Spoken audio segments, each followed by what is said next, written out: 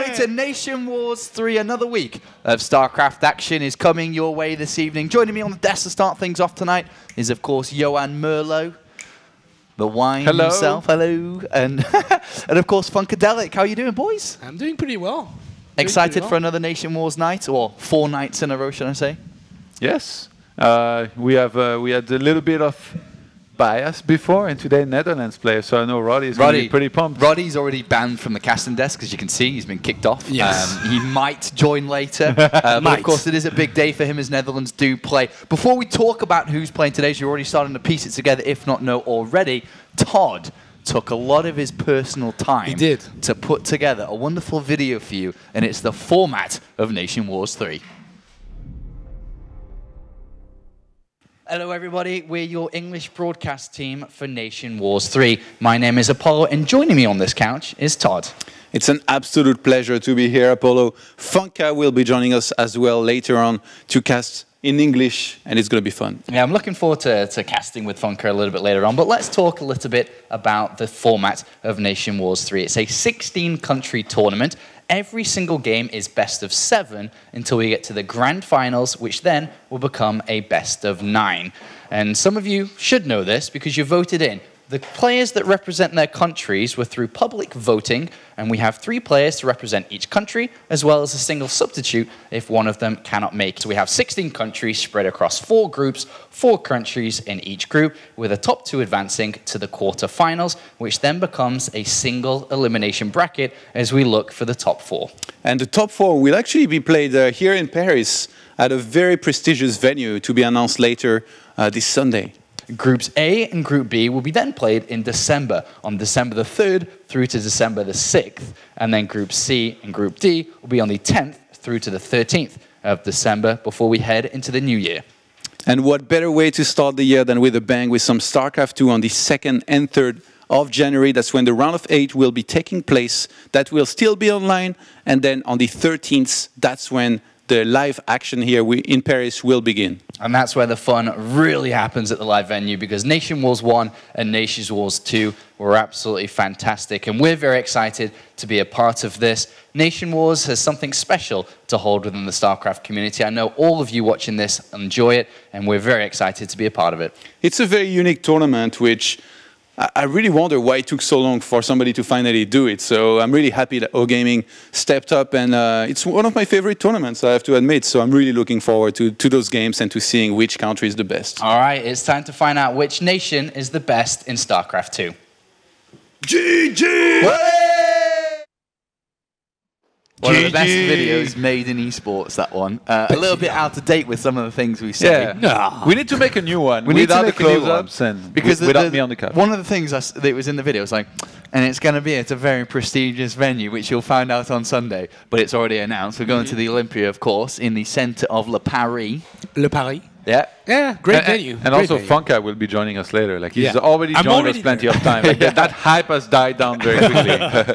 We're looking forward to that. That's, of course, on the 13th of January. But now let's focus on a little bit about this tournament so far. We've had a lot of fun. We've started in the qualifiers weeks and weeks and weeks ago. We got the countries and teams ready for the main tournament, and we've already played half of group stages now, and it's been a lot of fun. Yeah, it was. I mean, we already have 4 teams qualifying, and I think that most of them really deserve it. I mean, Ukraine had a really great run. Yeah. They took out China. China qualified in the end, but I mean, they showed amazing level. Just in general, we're halfway done through the qualification process for the round of 8, and I think every single result that came out of it makes sense. Norway's gone. It does make sense. Yeah? You know why? Because they didn't play very well. Yeah. Well, okay, there you go, Funka. That's why you're a caster now. Yeah, amazing. No, I mean, it's a major upset, but at the same time, considering the way they played and the fact that they've always been top-heavy, and Snoot didn't deliver at all during those games, makes sense to me. And Poland and France also advanced through in Group B, which we've seen so far, and it was a great day. And we'll take a look at a video in a minute to just to get you guys remembering what actually happened, but Poland dominating. Even though the score was 4-3 versus France, they really did dominate. And France squeezed out, boys. Excited they've made it to the top 8. Can they keep going further and further in this tournament? We say France, but it was actually Marine Lord. Like, he's Yeah, the only yeah. guy Marine Lord that so squeezed far out. that's won maps. Like, Marine Lord is in the round of 8. That's the only thing we know. Lilbo and Stefano have got to step it up for you in the next rounds. They need to. They know they have to as well. They do, and I think they've got a lot of pressure. Lilbo, obviously, ever since BlizzCon, has a tremendous amount of pressure on his shoulders. Yeah. But especially now that he kind of failed at DreamHack, even though he played a pretty decent group stage. He didn't advance into the bracket stage. Yeah. And now he loses every single game that he has to play in NationWars.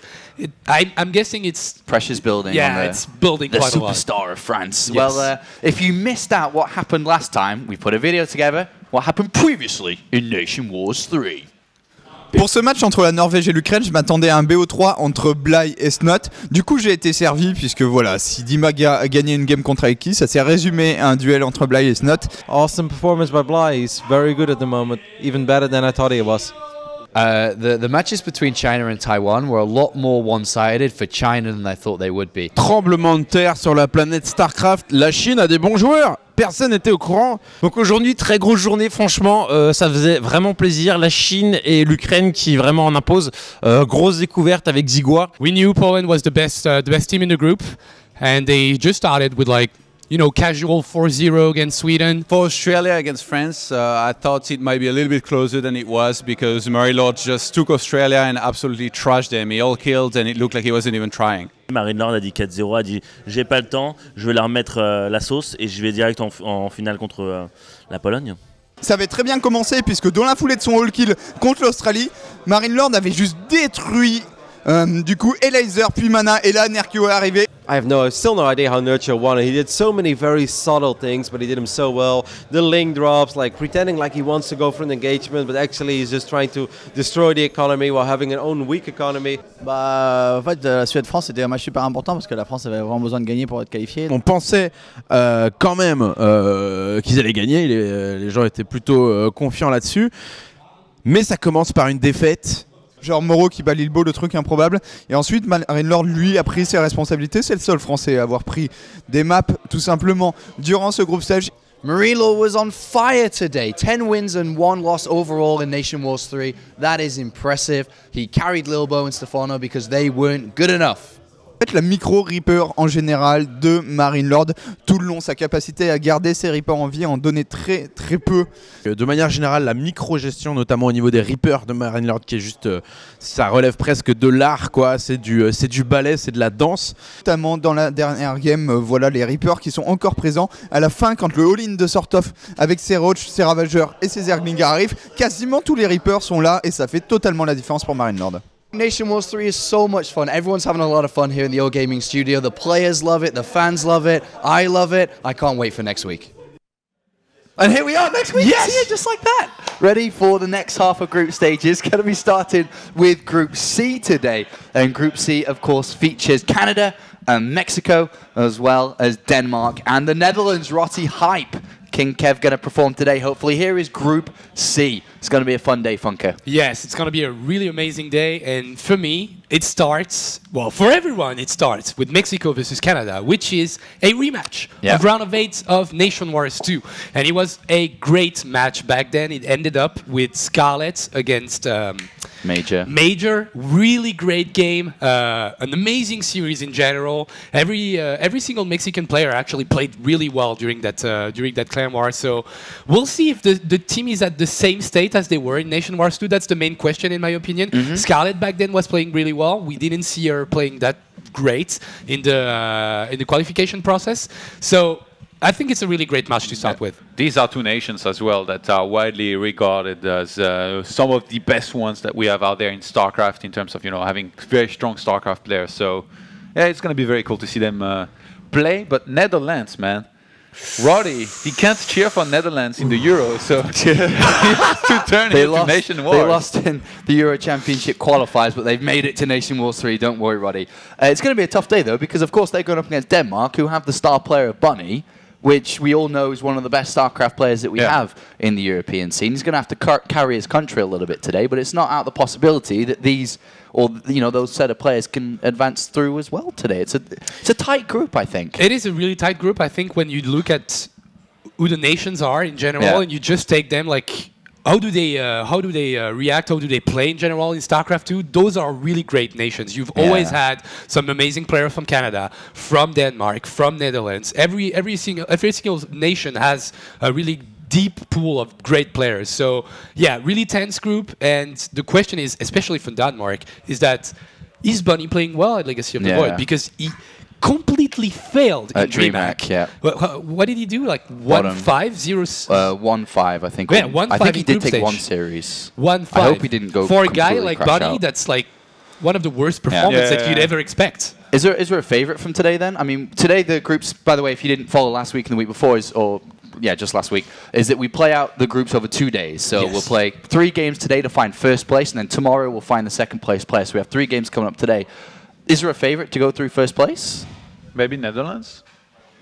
I think Netherlands has the best 3-player lineup. Okay. I think Canada has Huck, who's playing amazingly well. Desro, who's performing better than we expected. Okay. And then the big question mark of Scarlet. So that's why I would go with Netherlands instead of Canada. Okay, well, the first game is going to be Canada versus Mexico.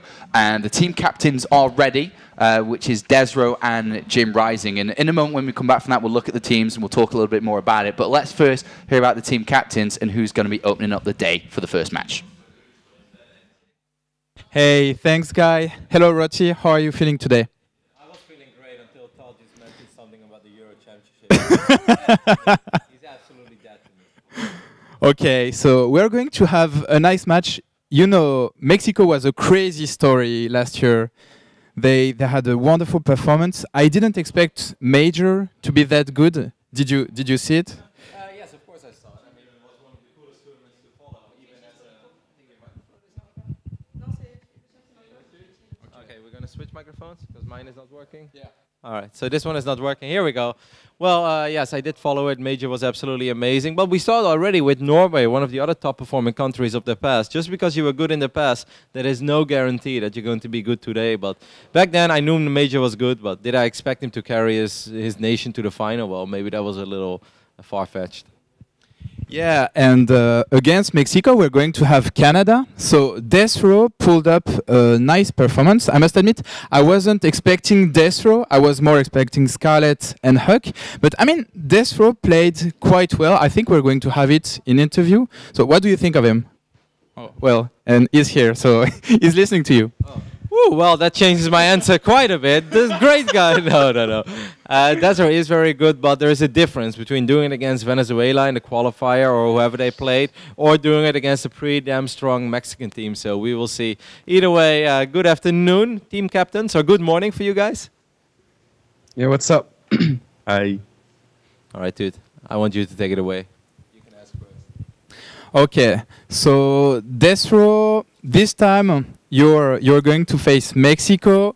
What do you think of Mexico as a team? Do you think you have a good chance with Canada? Yeah, we definitely... I don't think there's a clear favorite. I think Mexico got even better than last year. I think Maker was not that good. And Jim has gotten a lot better since Legacy and since this year and since he's moved to the Root House. But that's not going to stop us. We've been practicing a lot and we're really hyped for the match. Okay, and as for Canada, is there a team spirit? Are you practicing together or separately? Separately.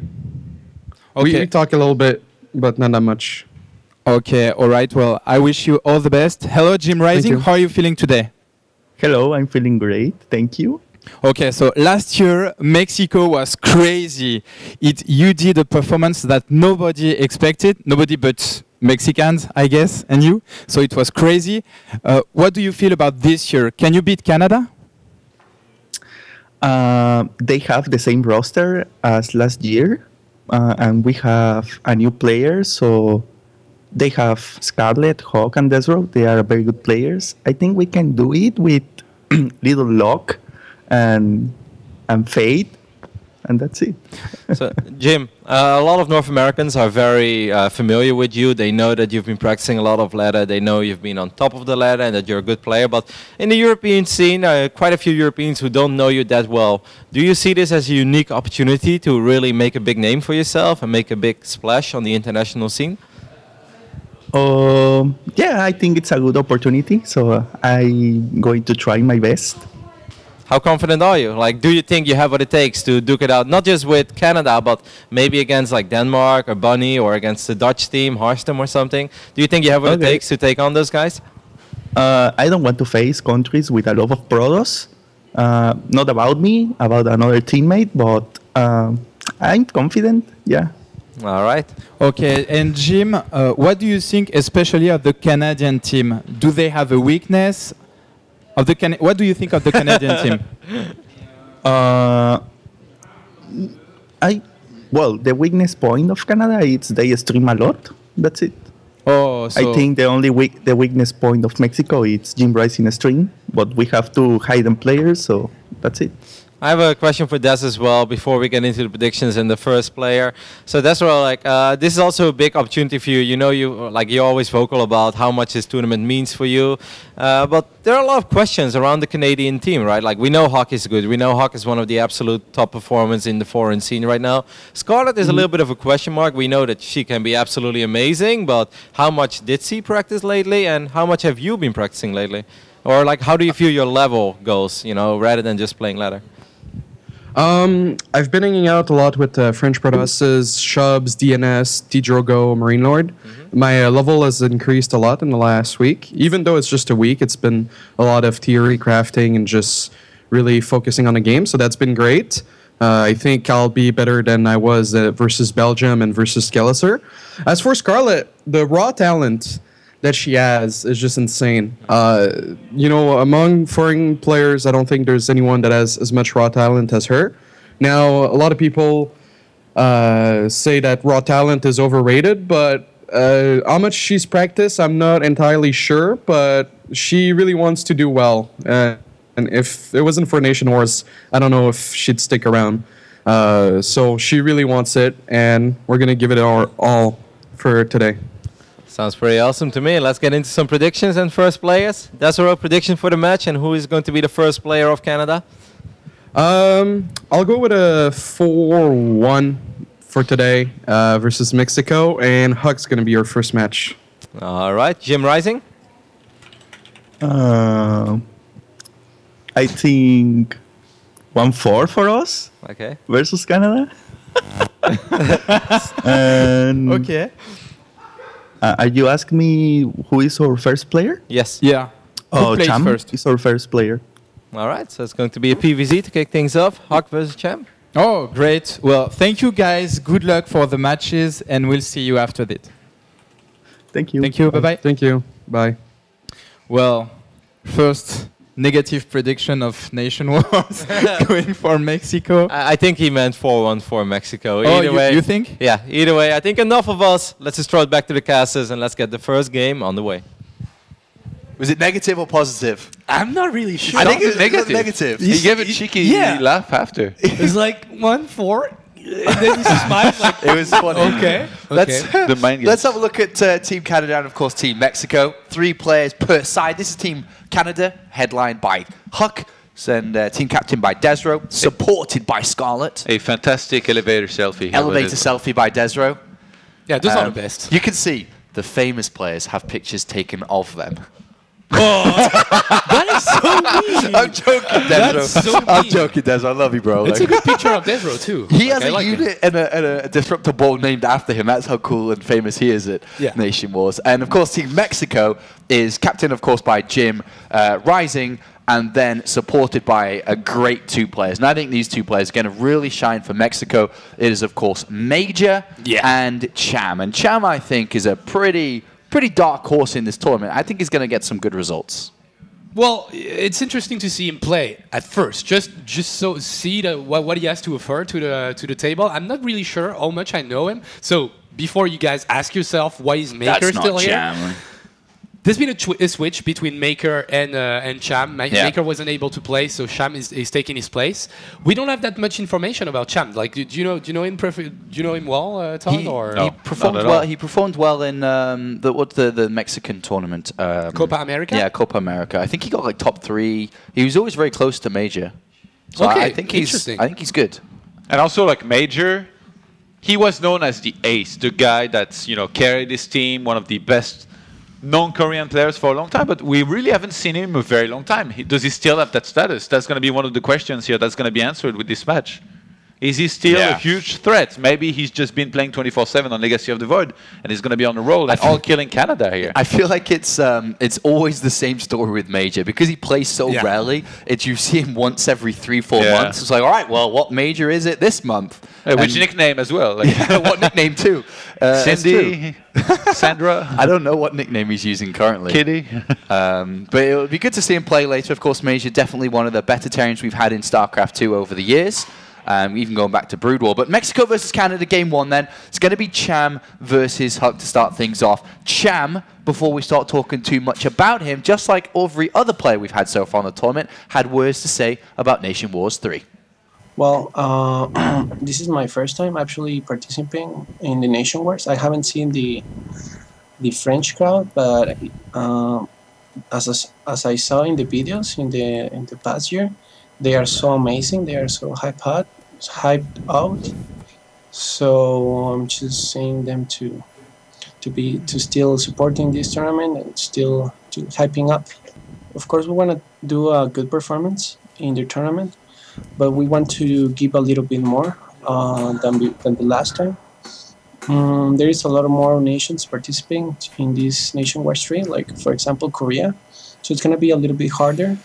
And it's a new game also, and all the players are practicing a lot to get better. So, well, I think personally, I want to get first if possible, but we're gonna try our best. Can he try his best and get his team through to what his team did last season? Is going to be the big question here. Taking some big shoes, can he fill them? Yeah, well, I don't think there is a better match for him to start like this. I mean, he's going to face Huck. Huck has been, for Canada, there is a the better top match. player. Desro. No, that's not what I mean. Okay, an easier match, maybe. But if he makes it against Huck, it's like, okay, that Cham dude is actually really good. You know? That starts like this. Like, you imagine the momentum if you take out Huck on your first game. That would be really sick for Canada. It's a huge win. How? Canada like Moro against Lilbo. Exactly, It'd be a huge win. Then Marine Lord all killed, of course. Then Major comes in and all killed. Desro's going to get a second all kill this tournament and qualifies against Belgium. We'll see. But of course, the other player starting up is Huck. And what did he have to say about NationWars 3? Yeah, if we make it to Paris, I will bring the hype if I'm there. Like all the showmanship and talking shit and all that. Like I'll bring it, and I feel like me and Scarlet are going to be in really good shape. Desro's going to do his best, no fault to Desro. I'm sure he's not going to be happy about this, but Desro's going to do his darndest. And if me and Scarlet get back to the condition that we were at the peaks of our careers, there's really no one that can stand in front of us from any nation besides maybe Korea. And even then, me and Scarlet should probably stand a chance. I think there's some strong teams. I think France probably has a pretty strong team. Germany, for example, Korea. But the people in our group, they all suck shit, and we should get first. As long as we don't get, cucked on the bracket luck, I would expect us to make it to Paris. He's a cheeky little bugger, that one, isn't he? He is a cheeky bugger. He's really stepped up his cheekiness in this tournament, Funker. Yeah, that's what he does all the time. In interviews, in pre-interviews, drinking maple syrup, saying everybody's worthless in his group. Yeah. What's going on with Huck? He needs to destroy Shaq. He loves his job. If he doesn't, that's good.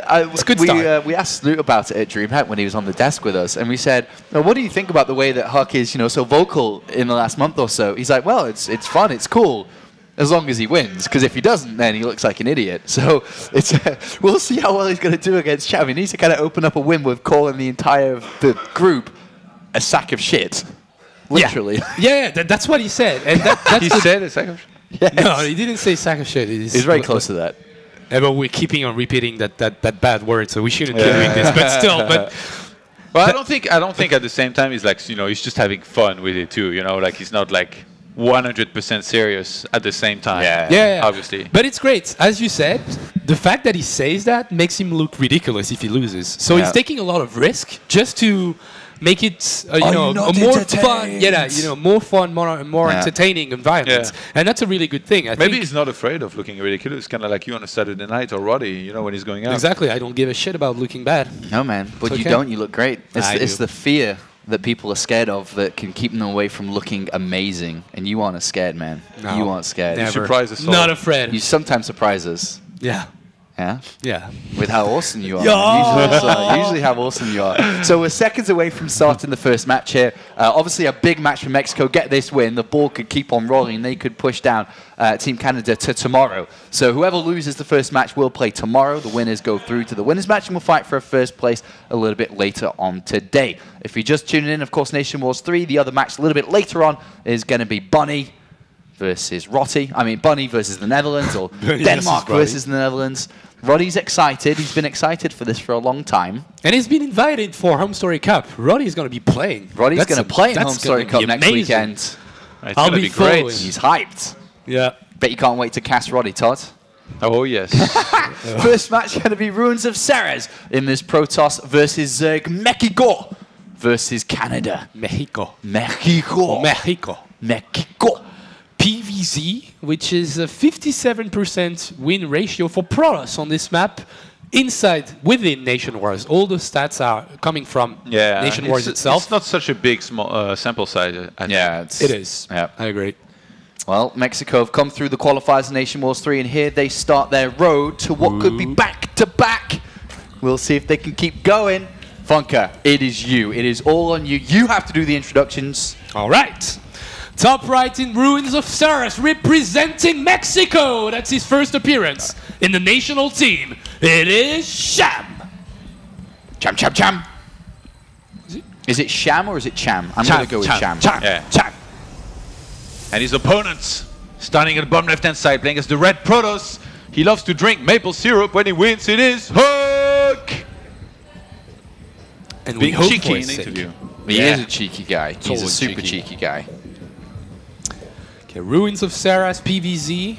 Todd, you've been grinding the ladder. Yeah. You have been grinding the ladder, man. Talk to me. Okay, so when you first play this map, you think that warding off the natural can be hard, but actually it's like the more you get used of it, like, and the safer your opener gets, the less tricky it's gonna be. And in this case, Huck went for Nexus first, followed by Gateway, so he should be pretty safe against almost anything. Maybe an early Ling Rush could have done some damage and slowed him down, but you will very rarely face those, so he's going to be alright. And then heading into the mid-game, depending on what you see from your opponents, you can go for different stuff, but if you want to go for an all-in yourself, you can as well. But a lot of the time on that map, since taking a third base is easier, you're going to go for that third base. So Huck, I wouldn't be surprised if he just went into some kind of blink play, maybe some War Prism harassment here and there, or maybe an attack on 3 bases, sometimes on 2. And Cham actually, he took a very interesting third base location here. Instead of going just on the left-hand side of his main and natural, he went for that other one. So there's a chance these get spotted very late. And Cham actually a little bit paranoid of some kind of cannon rush as well, checking the entire area with the drone. If spotted at all. Thought I'd just come in with that one-liner. Yeah, that was great. But no follow-up. I'm out now. Continue on. No follow-up. I'm out, man. That's gonna be my casting tonight. Just one-liners, then shut up. Tasteless style. Yeah. You don't say anything for the whole match, and then at the end you remind us you're here with the JJ. Okay, double get follow-up there after the Nexus first for Huck, but that's just like, straight robo. Yeah, usually when you go double gateway like this, you do double adept in the very start. Is that based on the fact that he didn't see a third base? He saw a very late pull, so maybe he thinks that there's not going to be links very early. And then he doesn't need to defend with anything. It doesn't need to be aggressive as well, because by the time he gets there, there would be enough links. So starts a sentry. I was going to say, do you think it matters that he's seen the third or not? But I kind of answered it in my head. I don't think it matters. I don't think he cares if there's a third or not. I mean, it'd be better to know, I think. Actually, warning off this far on this one ramp here will make it maybe tricky later if there's some kind of, lurker play from Cham. Since I don't really know Cham personally, like, it's very hard to kind of, be able to tell how he likes to play. So yeah, maybe for Huck, you know, they've played on the North American ladder and he's just gonna know better kind of what to expect, which in StarCraft usually is very important. But with the Warp Prism the way here, I'm really not surprised. You get sentries, you can warp in any, you know, zealots, adepts across the map that you want and try to inflict some economic damage. Usually you don't all in with this, it's just a pressure. But with 4 gateways, he could. Oh, a 5th gateway. Ooh. Okay. Okay, but every single gate has been seen on the wall. That's like pretty, you know, pretty greedy to do it right there. But he needs the wall too. But not the 2 in the up the ramp. So in the main. But don't you expect, like, if you see a Nexus first, there's gonna be a 2-gate follow-up anyways? Like, do we see? You expect 1, I think. You expect 1? Okay. Okay. Well, so like now. Did it get spotted there? Not sure if he saw it properly or not. He selected it, so I think maybe he probably saw something. Let's see. We'll see. I mean, 14 Zerglings on the way. I'm pretty sure that Cham has. I remember during the qualifiers, Huck used this quite a lot, actually, getting the Warp Prism towards the ramp. And he's about to go through Zelnaga Tower range. Oh. Or is he? He knows his ranges. Skirts around it. Skirts around it. Still doesn't see it. And Lings are out in the middle of the map here looking for a probable Looks pilot like or he might be. something, so He's either going for the middle line in the main or the ramp to get the force field off. He's going to warp in right outside. More sentries. He's going for the ramp, I think. Okay, the Lings are coming back. Oh, did he forget he had one inside? Go home. Poor sentry. Go home, just you're drunk. stay in the main. Stay in the middle of the map. Is he going for the ramp? He's so out of position. It's gonna work. Cham is coming back. Force field. No. Trapped down. And Huck comes in. And he's on 5 gates as well. This could be game. This is a great move coming out from Huck. I can't believe he evaded the Zelnaga Towers, the Zerglings in the middle of the map, and he's inside him. That is so massive for Huck. This is a massive problem. Okay, the Warp Prism is not that well placed though. He needs to move it back. He's gonna move it. It's, I mean, 5 gates behind this is like ideal. He's going for the 3rd base. Huck can make probes behind this if he wants to. This is just insane. It doesn't feel like Cham's gonna be able to get Ravagers anytime soon, and even if he gets those, like, you can just remake the force field once he gets cancelled on the ramp. Yeah, this is so good with the 3rd behind it as well. He needs another force field. He doesn't have any energy left. No energy. Oh, I mean, he didn't. Oh, why did he not? So not as successful as it could have been. No, it's. Yeah, I mean, I thought the whole main was going to be wiped out, but Huck went for adepts instead, so he just wants to kill drones. Well, is he going to keep going? He's going for the 3rd base with the Warp Prism. Currently, there's still a decent amount of drones out. Here comes the Warp Prism, and hit by the Spore Crawler. Is he going to try to warp in here? No, that would be so dangerous. He's going to take back the sentries. He's going back. Oh, God. Is he going to do it a second time? Resonating glaives on the way as well, so... Like, the more adepts Huck is going to make, the better they're going to start being. Cham, no, you're right. Not like this. Not again. Once again, and here comes another warp in of the sentry, so he's now got the main locked off again. And this time he re-warps sentries, which is really smart. Going to be able to keep on force fielding. What is that force field? That's the top 3 micro joke. So, but we need to take into account the fact that during all of that, Huck has been developing really well. 13, 14. It's now 44 drones to 57 probes across 3 bases. And now he's trapped here as well. He breaks through with Crochet Bow, but another force field comes in, and Huck continues to chase probes. Another force field, and behind this, Huck's on 3 bases, 60 probes. He's got a forge finished up now. 20 drones have gone down, 44 workers across these 3 bases. Was so clean. That's the thing. I think we can say a lot about the micro and the force field. He's dropping the force base that's being attempted, by the way, right now. Yeah. I think. Okay, yeah, it got he was, but in the end, like, the macro, 62 probes, 3 base, a lot of more gateways. The Twilight Council has been used to do the resonating glaive. The +1 is on the way. Everything is good macro-wise. I would have liked to see a Robo Bay at least, just in case, you know, you have to face lurkers or lots of Ravagers right now, because then you need disruptors. But Huck, he's being good old Huck here once again. A lot of gateway units with a few robo units, and then usually some upgrades from the Twilight, which used to be for the most part only Blink, but now opening with Resonating Glaives first. He can go Blink now and then do an attack, but just gonna drop down that Robo Bay here for now. Well, there is a bit of a window here for Cham to get back into the game. His economy's almost back online. If he gets up to 1-1 upgrades, but he gets some Infestors out. He has so much initiative here. He can do a 3 base with a lot of gateway here in like a few minutes. He can keep on scouting with Hallucination, see what he's up against. I mean, knowing Huck, he probably has some kind of attack in the plans. Yeah. Doesn't necessarily mean he has to stay on 3 bases, could drop a 4th anyway, but he would hit much harder if he was on 3 bases. Especially, I think, if he sees the Hive. He's sending an Hallucinated Phoenix across the map. I think if he sees the Hive, this could be a huge trigger to just say, alright, You want to take more? You want to take a fourth? I'll just attack and kill you. Well, he's already starting to move out without seeing it, but... Oh, this is going to die before. Yeah, the Phoenix is not going to see the Maybe the hive. Warp Prism does? It's very important to see the hive. He saw the lair. He already has the lair prism as well. Like, he can literally reinforce across the map so fast. Well, he's starting to move across anyway. Yeah, I think this might just kill Cham. It's going to be so hard to hold. He's going to need But if he a does lot hold of investors if he wants to have a chance. if he holds this, I think he could win Yeah. the game, to be Yeah. honest. Like, it's that much of a swing if he holds this. Especially with 1-1 upgrades finishing up, Hive Gun, you can put down the Ultralisk Cavern, but can he survive this attack? Huck looking to finish him off. Warp Prism inside the main base, distracting Cham, having units in there. Huck doesn't have Blink. That's the only thing that I'm worried about. Like, he went for Resonating Leve. He doesn't have any Adepts. Like, yeah, I don't know what to make of that call. I would have liked to Blink first. He's backing off. He's building Disruptors. Yeah, I don't know why. He starts... And this is going to allow the Ultras Cavern to come down, further upgrades, Adrenal Glands, 2-2 could start. Well, I mean, the I guess thing is, Cham's though, a bit starved in gas, but... The hive is not really being used right now, so... Like, I mean, if there's Ultras on the way, then now would be the time to go before they come out, but I think it's okay to wait a little bit more, gets a few units warped in, and now if the force fields are really good, this could be very good for Huck. Yeah. But at the same time, it's a dangerous fight. Well, Cham's going to come around... Well, no, he's just going to attack into the force field. So kind of stuck behind them. He tries to break them with some corrosive piles. Huck blinks back with his Stalkers.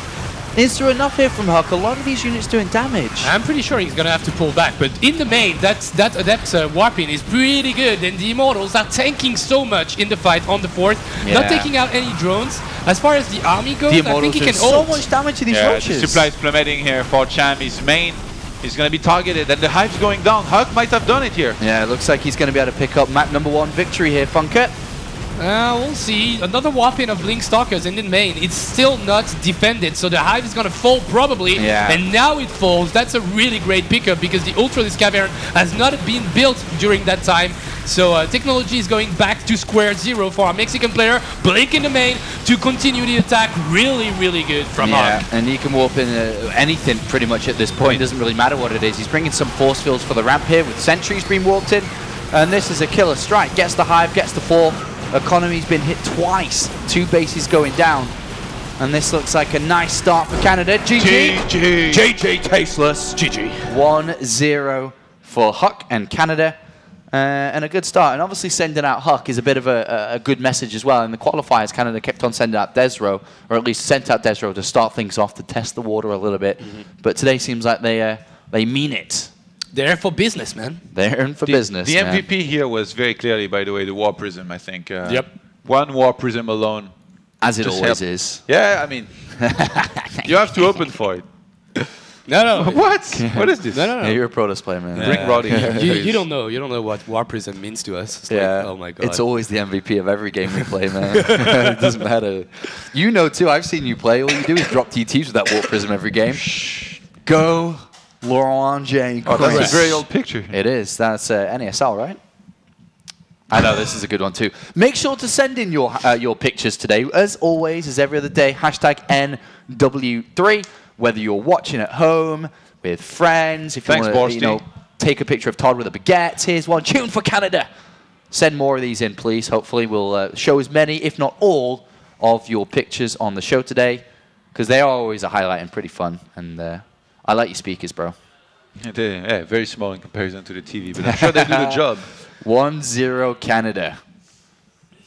Okay. All right, so now Mexico have to resort to 2 players. It's the team captain himself who comes out, Jim Rising, or do they bring out the big guns, Major, or the big gun, should I say, the cannon?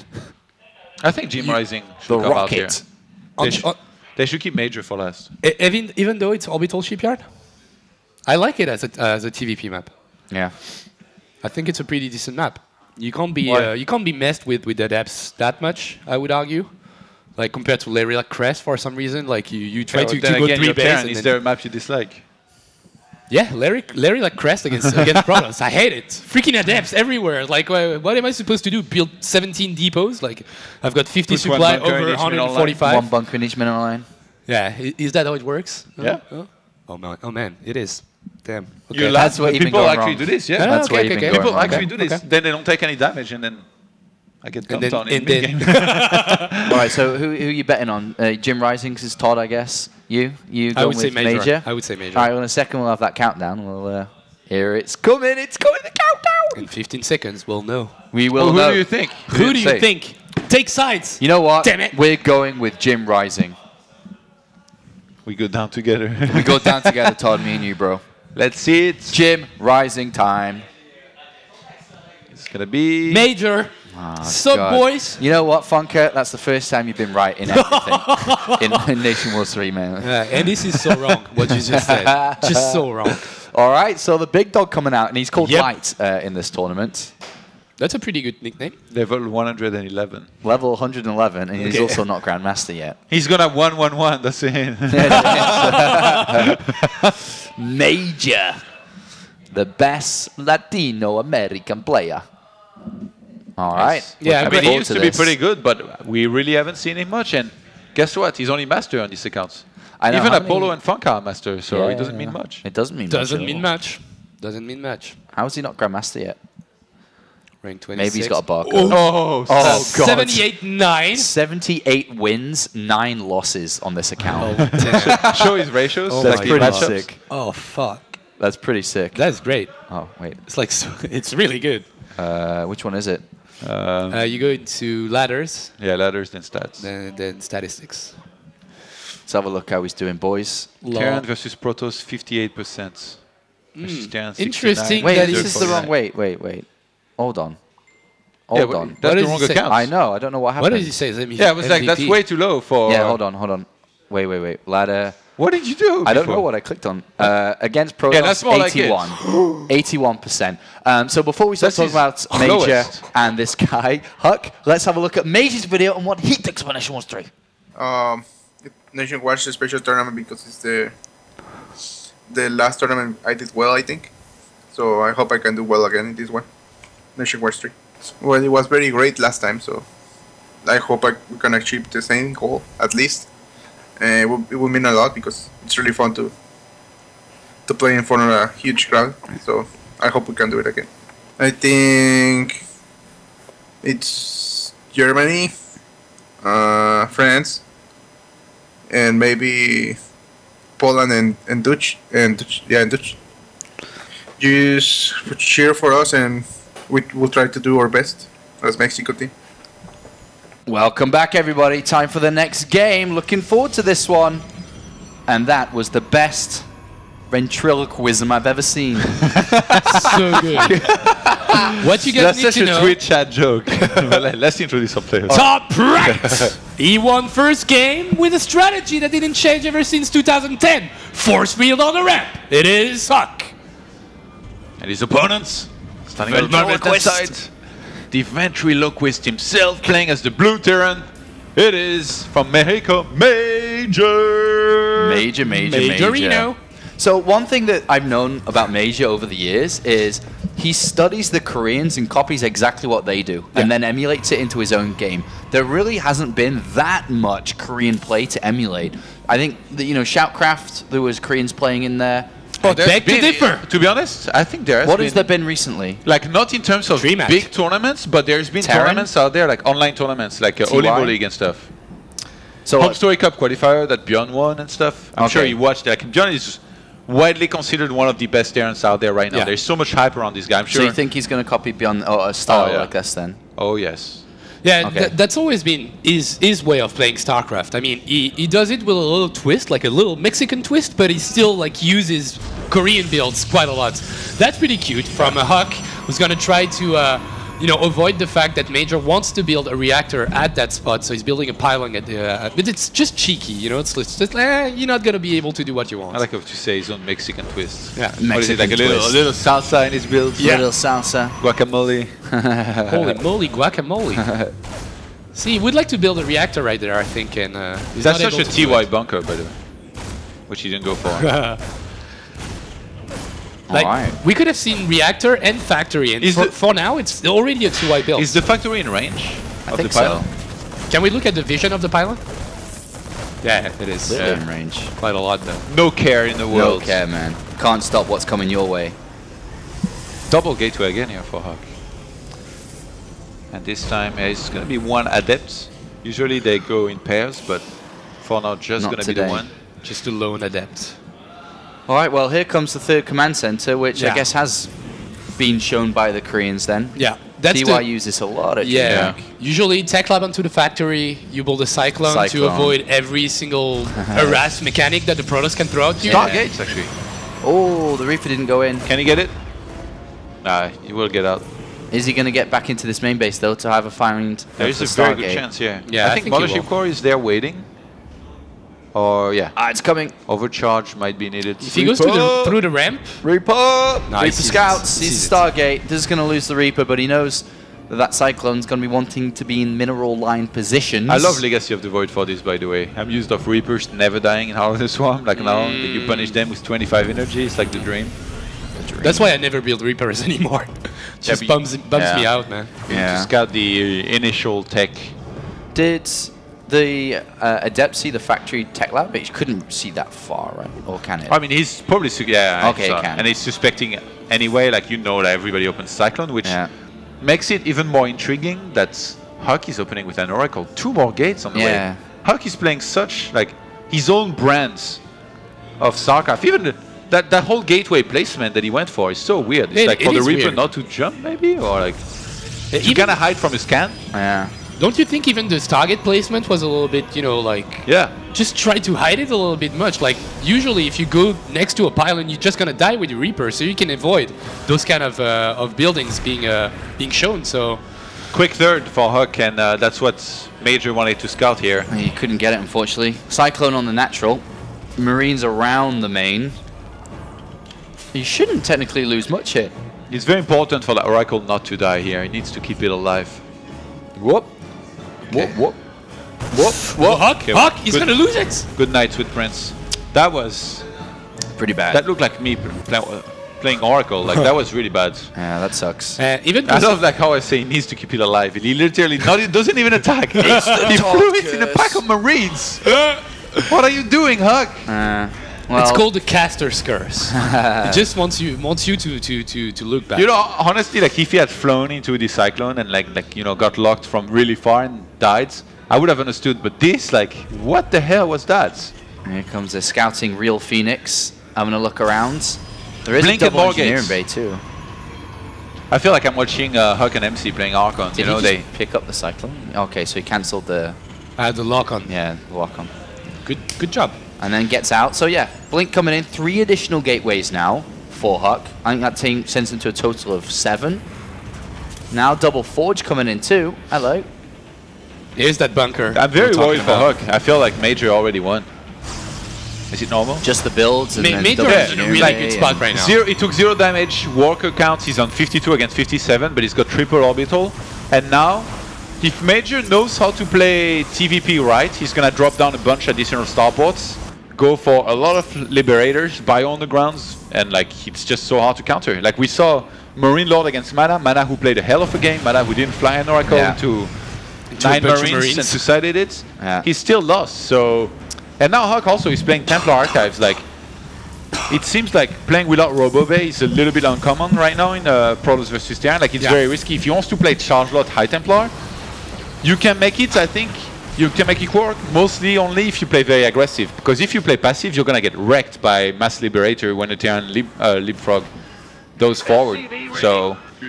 Good. That scan doesn't reveal that much, so he doesn't know about the Templar tech. Like some kind of War Prism Templar drop, Storm SCVs into huge... But no, he goes for Archons. Maybe Huck being a little bit afraid of some kind of attack here. Is he going to play full gateway army? He's going for Resonating Blade. I mean, it's Huck. Blink. Yeah. I don't know why I'm surprised. But I think Major's looking really solid today. This is like... what I've seen of Major over the years when he's playing well is what we're seeing today. Just super good build, really solid, and powering up to where he becomes super strong, which is this part of the game now when he gets comfortable into the middle of the map. Oh, that's going to be a cancel. Yeah, the Blink Stalkers didn't see the army.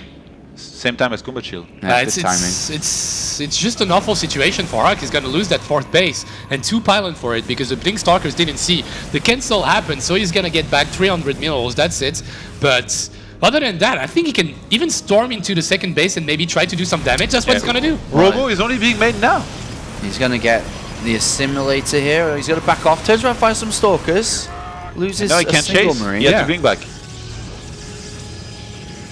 In the meantime, Major is just massing like a madman. He starts 2-2 before the Protoss Ghost Academy on the way as well now. He's not playing with Liberators though. Yeah, that's a bit surprising. Just pure bio. He's playing it old school. You know that I kind of like that kind of composition, like mines in support and ghosts against mostly Gates army units. I think it's a little bit, I wouldn't say better, but Huck's in trouble, boys. He's caught out in the middle of the map, and he's gonna lose everything here. Yep. No recall available. And this might be just game, to be honest. I mean, the counter-attack could be deadly coming out from Major, and he catches Huck, who's put Canada up 1-0. Now he's losing a lot. A 30 supply lead. Major playing a fantastic game here, and this is going to be giving a lot of confidence to every fan of Mexico. It's exactly what you need. Your star player playing well. And a big drop pickup. He scans and sees the minimal army that Huck has left over after losing that. There is a lot more to the left-hand side, actually, but there's nothing to support at the back. The double forges. I don't know actually whether the Templar Archives is there. Yeah, Templar Archive, He's Dark even going to Shrine. see the Dark Shrine. Like, this is just super ideal. Recall. Okay. Needs to pick up and leave. Recall. Or not. Oh, those mines. Oh! Oh, when he loses one. But he's got units on this fourth base, getting onto pylons here on the left, and Major's starting to ramp up the pressure. Units get warped in. Mine doesn't do anything here, and Major playing a stellar game. Playing a stellar game. Finally gonna make some Liberators, but the 2-2 timing is so sick from Terran player. Yeah. So right now he needs to avoid losing so many units. Like, props to Huck for staying alive, actually. Yeah. I can't believe. Like, Great I really thought he performance. was about to die any second now. And he continues to fight on this fourth base. He's going to be able to push He's Major still back in this, for now. man.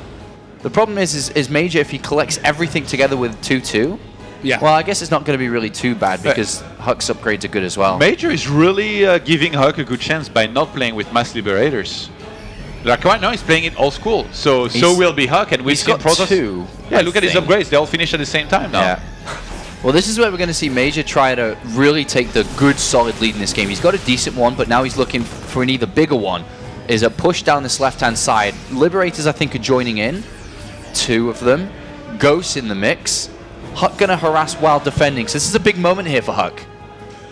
If the EMPs are well placed by Major, I don't not see him here, holding. though. Oh, the ghosts get caught by themselves, and a lot of the army is missing. What is Major doing? Yeah, he's making a lot of mistakes. He played a perfect game until that point, but now he's making some. He has a lot, though. He Oh has my a god. lot of 127 army supply to 98. There is some Liberators into play. All right, Huck needs to hold on here. How's he going to do it? There's 3 mines at the back, and are they going to self-detonate?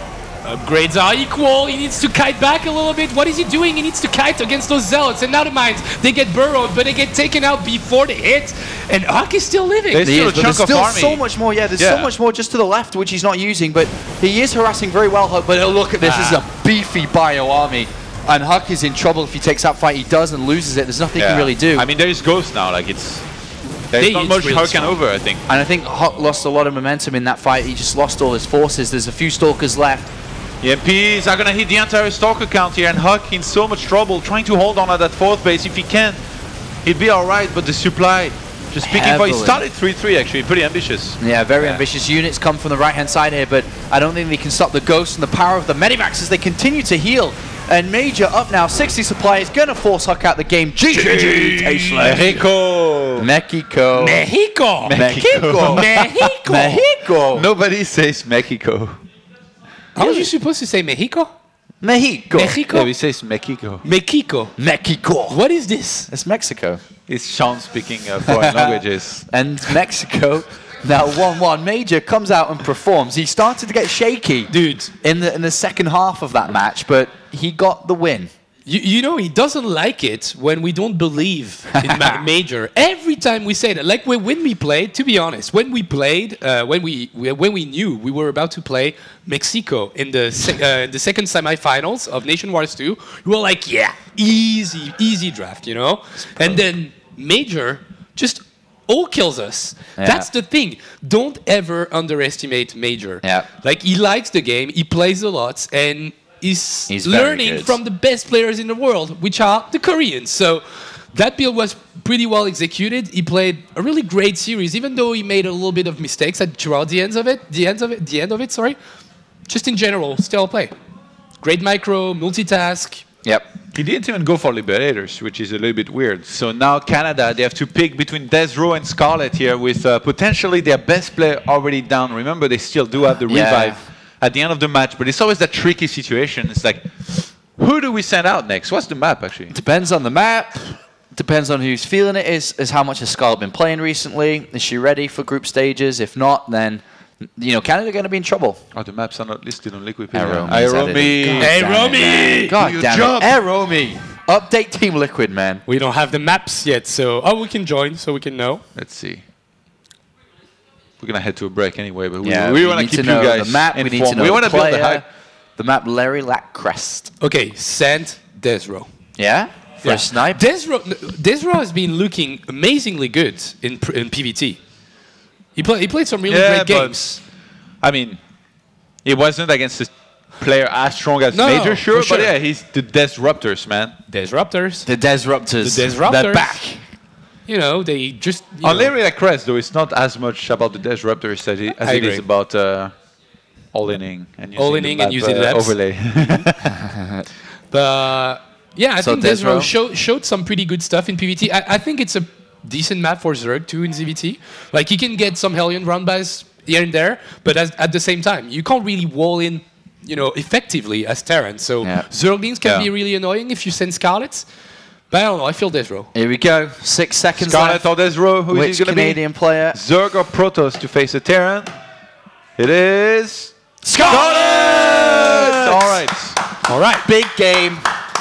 Old school game. Old school game. So old school. Super hype. Very excited for this. You guys, of course, cast Scarlet versus Major in last season, and here we go again, Season 3. And this is a good confidence sign too. That Scarlet's like, you know what? Yeah. Well, let's do this. No, a big map, a lot of bases.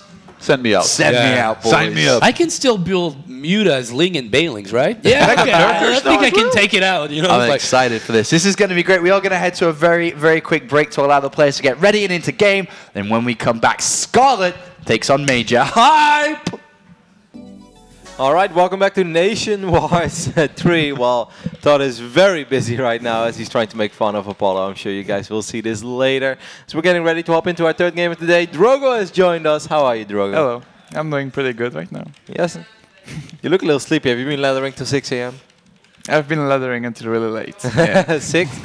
5? 4? Not 6, not yet. All right. Well, as we are getting ready to hop into the next game, let's get a few words of Scarlet first, as of course we're very excited to see what she has to say about this. You represent your country, and it's more about like pride of your nation. So it really gets people, fans cheering for their country, which is, of course, sometimes that happens, like you're cheering for a player from your country, but it's different. Playing in front of big crowds is always amazing. I haven't had the chance to do so in a while. I haven't been playing Starcraft this year. But also I really like Paris as a city, so playing in front of a crowd again would be great. Of course, playing in Paris would be great. I've never played a tournament there.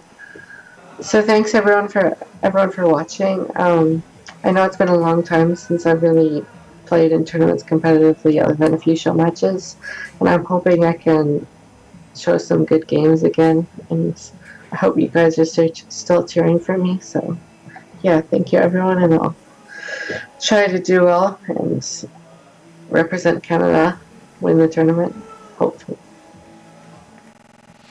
Oh, we'll always be cheering for you, except when you play against the Netherlands, and obviously I'll be cheering for the Netherlands. Trying to do well, represent Canada, and win the tournament. I think that's those closing words summarize pretty well what Canada would like to do here in Scarlet. It's going to be played on Larilla Crest, my favorite map in the current map pool. For ZVT, Drogo as our resident Zerg expert. How do you like this map in ZVT? I feel like it's good for aggressive players in general, you know. Do you have a build? Yes, I do have a build on this map. Say no more. TVZ 38%, so it seems like a couple of Terrans have been struggling a little bit on this map, but we'll see how Major is going to do. This is a very classic, traditional matchup, guys, between these two players that have been very dominant in North America for an extremely long time. Yeah, it's an old school matchup, yeah. Like you know, we already mentioned that with Apollo earlier, but yeah, they've been around forever, these two. We've seen them play in quite a few times before. And it feels like they're a pretty good match for each other. Of course, with Scarlet being a lot more inactive, and semi-retired. I don't even know what to call it. Maybe it shakes things up a little bit, but we've also talked about how Scarlet, when it's important, when she's motivated, she has a high potential. So she has a raw talent, that not too many people have. So it's going to be interesting to see if she can make this a close matchup here. As only active pro gamer on this desk, Drogo, have you been hearing anything about Major? How good is he truly? We just saw him in that previous game in the PvT, and he looked pretty sharp, pretty on point. There was nothing too crazy about it. But have you seen games of him? Has he been asking for custom games to you, or maybe Lilba or something like that? Yeah, he's actually pretty active. We have a little bit chats with a lot of pro gamers in there, and he's fairly active, asking a lot of questions to Marion, like discussing strategies all the time. So I definitely think he's playing Legacy of the Void a lot right now, and he's probably going to show in this match. It's a big one for him and for Mexico. He's of course spawning on the right bottom side of Larry Lacrest. It is Major. I love how he's spawning in green. It's the only way to do it when you're representing Mexico. And on the left bottom side, we're looking at the main base of the amazing Zerg player. It's Scarlet herself. She got a trophy, guys. She's got a trophy. She's been laddering. I don't think that with these positions, like Scarlet will be too happy in terms of how much pressure she might be under. Then again, doesn't necessarily have to try and play, longer game, the 4 or 5 base fully saturated. She can be aggressive herself if she wants to. What do you know? Imagine Scarlet went for some kind of Roach Ravager, like huge attack, thinking that Major can go for 3 CCs. I feel like she's one of the last few players he'd expect that from, because she didn't used to all in all that much, if ever. Yeah, almost never. This is one of the better maps, though, for those kind of builds, at least in Zerg vs Protoss, and I'm sure that translates to some degree to Zerg vs Terran as well, but we'll see what Scarlet, her approach is going to be for this match. I'm pretty excited, man. I think this is a very big one as well. I think the winner of this match in particular is putting themselves in a very good position to take the entire nation war here. At least this nation war between these two nations. Not the entire tournament. Yeah. Like, in this position, Major is not going for a Reaper craziness with 3 racks, so it's only 1 wax with Reaper. Probably gonna follow that up with a Factory, I'm assuming. And in this position, something really aggressive, like Elbat Medivac, for example, will be really deadly because it's just so close. Yeah, and we know that Major has a lot of aggressive builds up his sleeves as well, at least in the past. I think this is the very first game that I'm casting of Major in Legacy of the Void. Of course, we haven't really had a whole lot of big tournaments yet in North America, so we didn't have a big chance to see him. He's never been the type of player to sign up for every small online tournament, to be always there. But whenever it matters, when the IEM qualifier starts kicking in, that's when you're going to see quite a bit more of Major again. Yeah, Major, it's funny how actually, even like in terms of builds, he's the kind of guy who has like mostly 1 or 2 main builds that he likes, and he disses every other build. So, mentioning with that he didn't go for the Reaper build here, I'm pretty sure he watched those games of Marino. They probably went like, yeah, that's really bad. I will never do that. But that was pretty good back then, to be honest. It worked pretty well for the Frenchies, didn't it, Drogo? Yep, it did. So far, this Reaper didn't really get a whole lot done. Good micro so far by Scarlet. She's on point with everything. Speed is going to be the follow-up for her. So if there wouldn't have been multiple Reaper aggressions, she would have been able to deal with it. But nothing to worry about for now. Overlord didn't see a whole lot, I believe. What did the Overlord see? Well, it saw the factory. It saw the left refinery as well. No idea about the right one, but may expect it. Yeah. If she saw that if she saw the second geyser, she might expect something a bit aggressive, like not a fast 3rd CC. But she doesn't have this info, so I'm a little bit scared for Scarlet right now. She's going up to 3 bases, but with speed, I think she should be alright. We'll see. So far, the single Reaper is more of a nuisance than anything else. Doesn't really get close to killing anything. It's a double Widow Mine opening over here for Major. I'm quite surprised to see that. Curious to see where he's gonna go with it. That's pretty fancy. I like it. It's fancy against Protoss, Drogo, when we lose our entire mineral line. Against Zerg, I guess it is more of like, if Major's opponent would be aggressive, then mine's obviously a very good thing to fall back on. It's great against Roach Ravager, and if the opponent is not aggressive, well, then you can always try to do some damage with it. I like what Major's doing here with the creep. I mean, Scarlet we're talking about, one of the best creep spread in the world. She won the National Creep Spreading Championship in 2012. And 2013. So yeah, every year. Actually, yeah, no, she's very good at it. So you need to delay that as much as possible. Let's see those Widow Mines. Yeah, Some Brody shots. Not a single Spore Crawler over here. First Spore is going to go down. My first mine will shoot. Just connect with a couple of links, but it's a decent start for Major. There's no detection in the main base as well. A couple of Marines being dropped. How much damage will... He has to be careful. It might actually splash all over the Marines. Oh, that's very well done. I like that. Very good burrow and on micro wall. Oh. That's what I was worried about before. I don't think that's great damage, in all honesty. It's like decent, but I feel like you need more if you go for an opening like this. Oh, he's doing alright though, Major with the walk account, 37 to 42 drones. Double upgrade time. Yeah, but Scarlet knows that she has a lot of freedom by now, so she should be able to squeeze out quite a few drones. The Banshee follow-up is going to be a little bit more intimidating. Did the Spore Crawlers finish up? Well, she has one, which she repositioned, so she's going to have to reposition it again. This could do quite a bit of damage. Yeah, Banshee, Hellions, one Reaper, and even a Medivac here to help healing that one Reaper. Yep, and there is no Overseers out. But so far, these Lynx actually doing a really good job trying to get the wraparound. Didn't get it, but at least push these Hellions back. It's pretty good defense so far. Cloak's gonna finish here in a second. I'm a little bit surprised that Major hasn't tried to attack the third base instead. Where are you going? You're drunk, Hellion. Go home. Let's start driving if he ever manages to get a driving license. One day, right, Todd? Bellingness, did she forget Scarface? Like for the longest time, it seems like Scarlet was like in full crisis management mode, so she didn't start Carapace as quickly as she started the melee +1, so that's gonna delay her upgrades a little bit. But with the Spire now starting, she's almost reached the point where those Mutas come into play, and we know how she does love that. Yeah. So far this game. Oh, the Banshee! The Banshee in the natural! Move your Spore! She's doing a massacre. Oh, damn.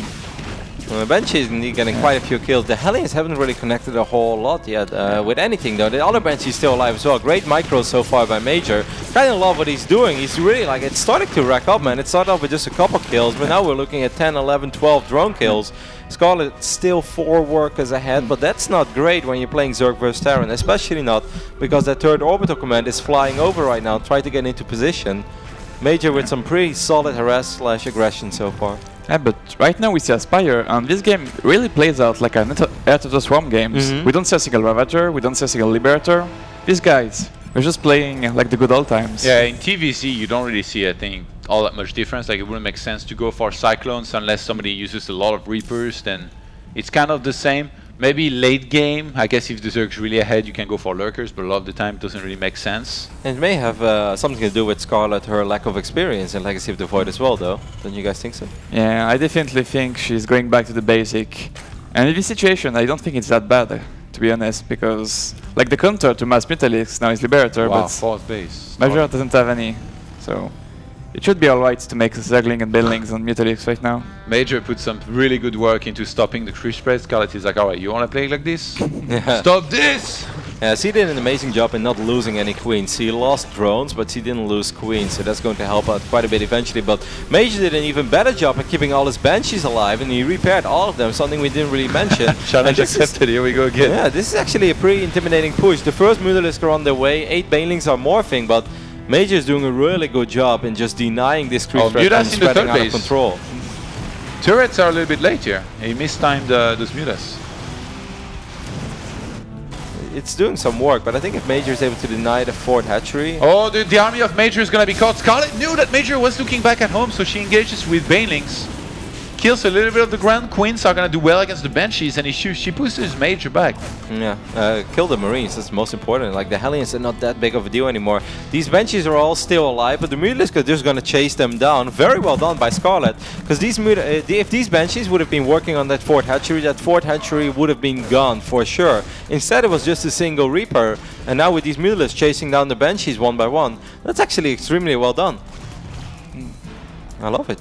What's the upgrade that Major is making right now? The Micfield Accelerator upgrade for Cyclone. Is that a misclick? Because... Yeah, must be. Yeah. There's not a single... I think he wanted Drilling Claws. Yeah, Drilling Claw for sure. What the hell? That's a weird mistake. Now the scanner's gonna go down. More Krypton will get picked off. This army is so scary. 77 army supply to 40 and Scarlet supply blocked as well. That's actually very well done. One Banshee somehow managed to escape and finds an exposed mineral line. It's a crazy amount of drones over here, but without a single Spore Crawler. Scarlet really has to do something about that Banshee quickly, because we all know what Banshees do to expose mineral lines. Oh. That Cloak of the Century though. Look. I think yeah, Major wants to hit that 4th base. And since there's not going to be any creep around it, like very close, it's going to take a long time for Scarlet to even get there, so... Major just looking great so far. Mutas are going to spot this. Yeah, how many Banelings are we currently looking at, Jon? 16. 16 might be enough to keep this hatchery alive. Nazi's just going to give it up for now. We all know that in Zerg vs Terran, losing your 4th hatchery, that is a very, very big deal. Mines. Oh, this is going to be a rough engagement, I think, with these mines. Should be enough to clean it up, but... Ooh, these mines! There are so many mines! Actually splashed most over the medevac, so that went pretty decent. Yeah, Scarlet's on the chase, she might counter-attack. It actually went amazing for Scarlet, which was in supply deficit before that engagement, and is now in the lead. Even in the middle of the map, like behind this, she just killed like a lot of Marines with some Banelings. Now she's got a good supply lead. So losing that 4th base sucked, but she definitely killed a lot here for it. And the 5th is almost up as well, so I guess you can just transfer a couple drones to that 5th base. It's gonna be hard to prevent that base from taking damage though from drops, because Major can just, you know, shift click its drops across the map. We don't mind on the left hand side, Scarlet! Okay, she sees it. Muda's still looking to Ras. Major, I think, had anticipated and start some turrets, but so many those gonna be cancelled. 16 Mutalisks.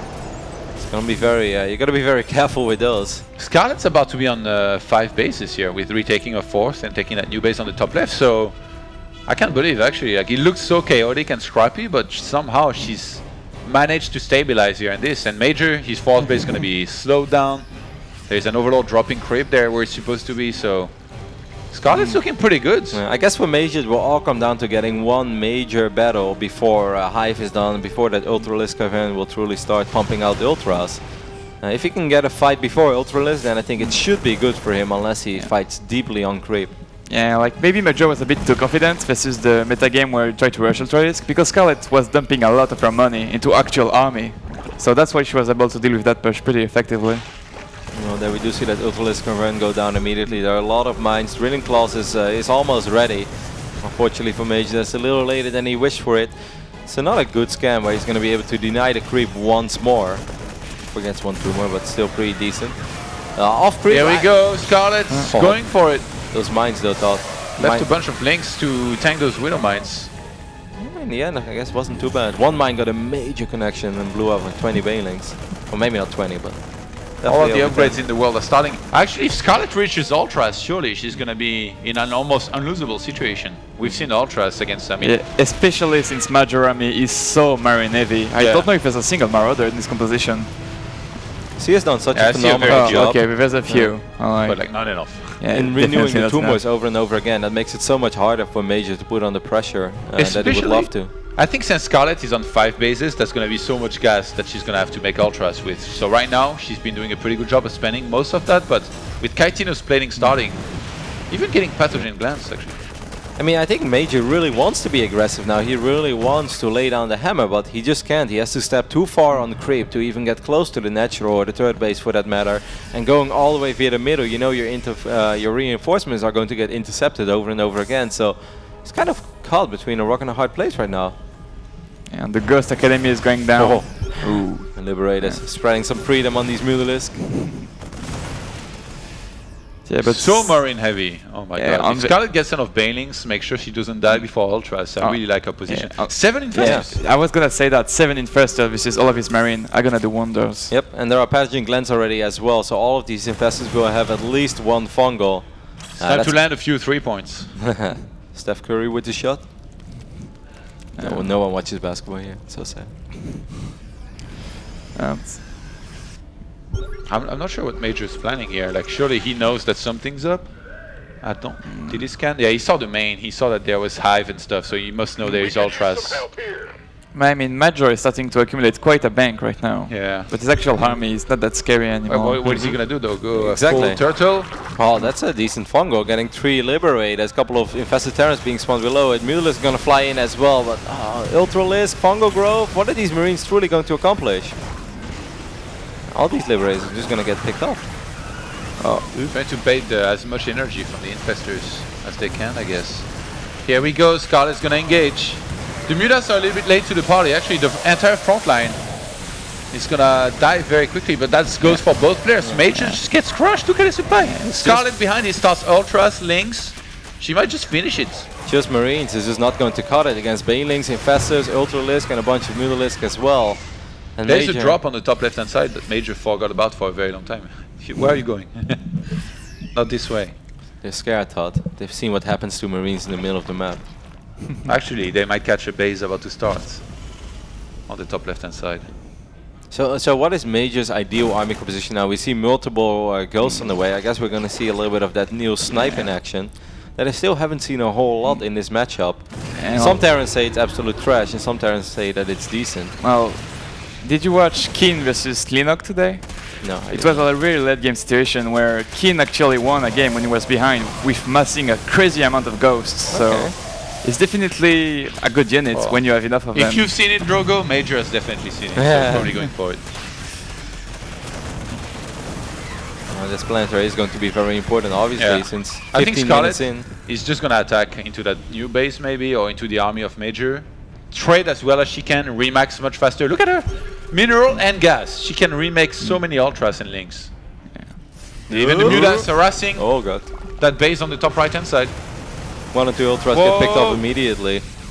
Mutalisk doing some work. I'm still very worried. The mines. Oh, that's so well done. Triggering all the mines on just a couple of Zerglings. Very well done. Oh my god, Major is locked out. He can't defend his fort base anymore. All of these ghosts are suddenly in a very tricky position. That's a crazy move. Oh, I love it. That was so well done. Yeah, that PF's gonna get blown up pretty much instantly. Mutas coming in there. Fungal on these ghosts. They're gonna go down as well. Scarlet not giving any time to Major here. And now she can just go to that top base and crush it. What a great move. The entire army of Major was just not able to participate in that battle. She just wants to engage into the main army here. The real main army is still running around, running circles around those rocks. It's terrible. Major, oh my god, he's taking forever to come back. He can't even steam. Like, it wastes so much hit points if he did. But these infestors definitely pretty deep behind enemy lines. All of these Mutalisk are starting to work on these medevacs as well. Finally, these Marines and Marauders are starting to show up. I'm not sure how many Ultras are remaining, so maybe Major will be able to stabilize. Scarlet is so rich. She doesn't care. Even crease spreading through this, like... Oh, well, this is kind of expensive, though. No matter how burrow rich you this are. whole time. Losing 3 Ultras and all those Infestors, that's never nice. But in the end, still 60 supply up. Yeah, and all the bases in the world. Look at the macros. I'm very worried for that PF on the top right-hand side. That last huge mining base that Major has right now. Concussive shells at the 17-minute mark. At burrow as well, same time. Better late than never, that's what they say. Never late is better, Todd. That's what they also say. In this game, though, I guess. It was pretty scrappy, like a lot of action. Definitely a forgivable mistake for both of them to like delay their stuff. Look at the creep spread, by the way. It's just all over the place again, despite the fact that Major did such a phenomenal job in denying it early on, over and over again. Nice little drop at the top here by Major, but what is it really going to do? Slow down Scarlet a little bit? She's just going to push it back, restart mining from that location. She looked so good this game. I'm very impressed. Like it's kind of what I think Hux, Desru said it as well, that C will always be good no matter how much he plays, but this game C looked very, very strong, just from start to finish. I don't think there was one moment where we were like, C's about to die. Losing that fourth base, that was bad. But in the start there was a lot of mistake, I think. Like it was very scrappy, that's the thing though. Like it wasn't like one of those games where nothing's happening and she's failing on macro. She was actually having a lot of stuff to manage. That turret just won't die. Does he have building armor? One turret is all you need. Well, I think eventually the turret is going to die, and all the SCVs have died as well. These Mutalists got +1, I believe, so they're doing a little bit of extra damage, and they got +2 armor as well. That's actually very big. Great Aspire on the way now, and Scarlet, she's just got so much more supply. The income of Major is just wrecked. 38 SCVs. It's just broke. Just got +1. My eyes are not that great, guys. I misread the upgrades. But yes, Todd, you're spot on. I mean, Scarlet is incredibly rich, still 1400 gas as well, despite losing all those infested. She's toying with her food, I think. Look at these queens, Todd. They're still spreading creep, just because. Until the entire map is covered, I will not attack. That seems to be the plan right now. It's actually more impressive since, like you said as well, this has been a very scrappy game with a lot of action, a lot of back and forth. A couple of fungos could connect with the entire army here. And that pretty much has to be it, right? GG. Wow. Scarlet was so good in this game. Yeah. Like, it was a game like in the Turtle Swarm, Zergling bailing on Mutalisk, on like reading a bike. She didn't forget it, and she won the game pretty convincingly. After Huck lost that, I really thought that Canada was going to be in trouble, but Scarlet shows up, and so far she saves the day here with a very important map win against Major. So now it's going to be Jim Rising coming out as next player. I guess it is the same as in Heart of the Swarm, except that your ultras are a little better. So once you get there, it's truly a Christmas time. Christmas party. Jim Rising is a very good Zerg though, and a ZVZ can get tricky. It's a matchup that I do think has changed quite a bit since Heart of the Swarm, since we see Ravagers in pretty much every single ZVZ right now, and the openings. Look at this guy. Shout out to Nate. That mug though. Watching Oracle die without dealing any damage. Just like in your games, Nate. Just because you're so good. Moman, watching from home. And look it when I don't cast.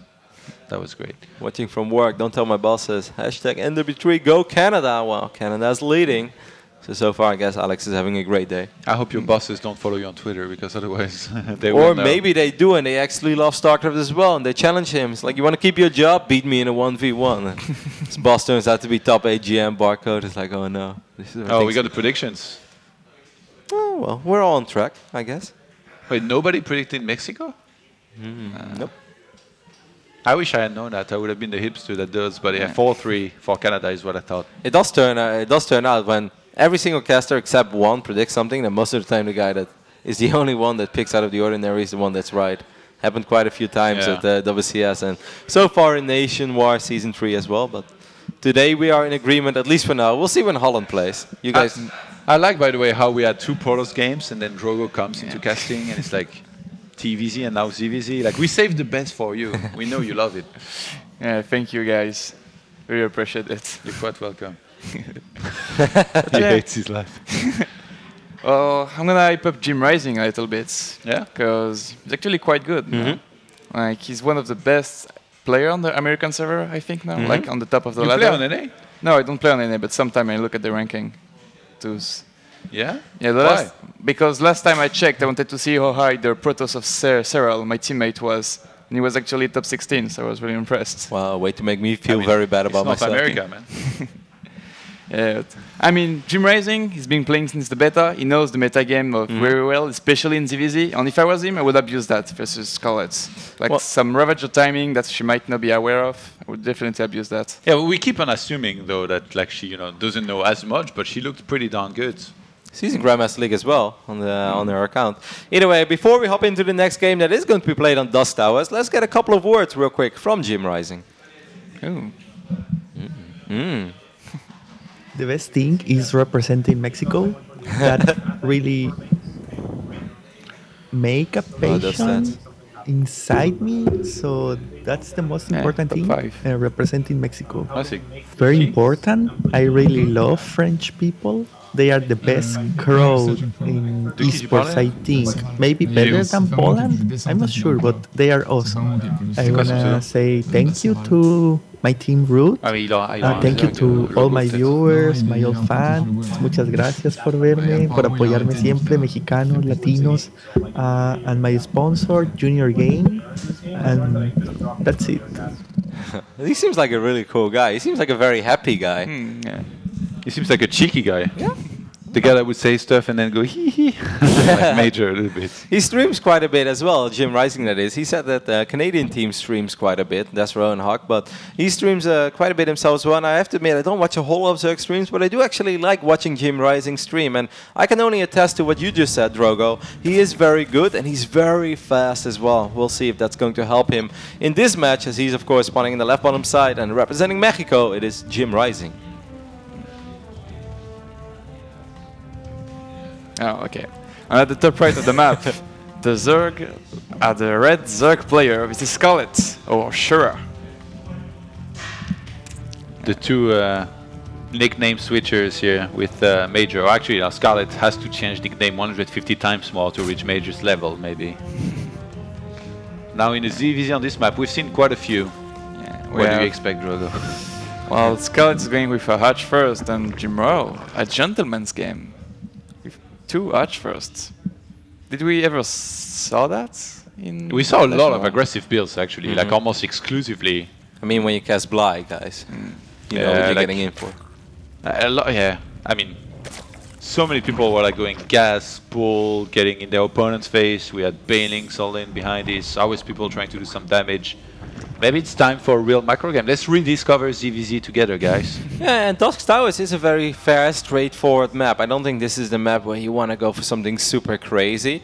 It's one of the maps that the most pro players love the most in the current map pool, together with Orbital Shipyards, because it's just a map where you say like, all right, you know, it plays out kind of fair. There's nothing too crazy here. You won't be surprised. You won't really be abused one way or the other. So there's a good chance we're going to see a very long, straightforward macro game where it will come down to massive Roach engagements or Roach Ravager, and eventually a couple of Hydralisk maybe, Lurkers even. I haven't seen those yet in ZVZ, I think, in NationWars Season 3. Yeah, but Lurkers are definitely something that exists in ZVZ. But these games tend to go for very long.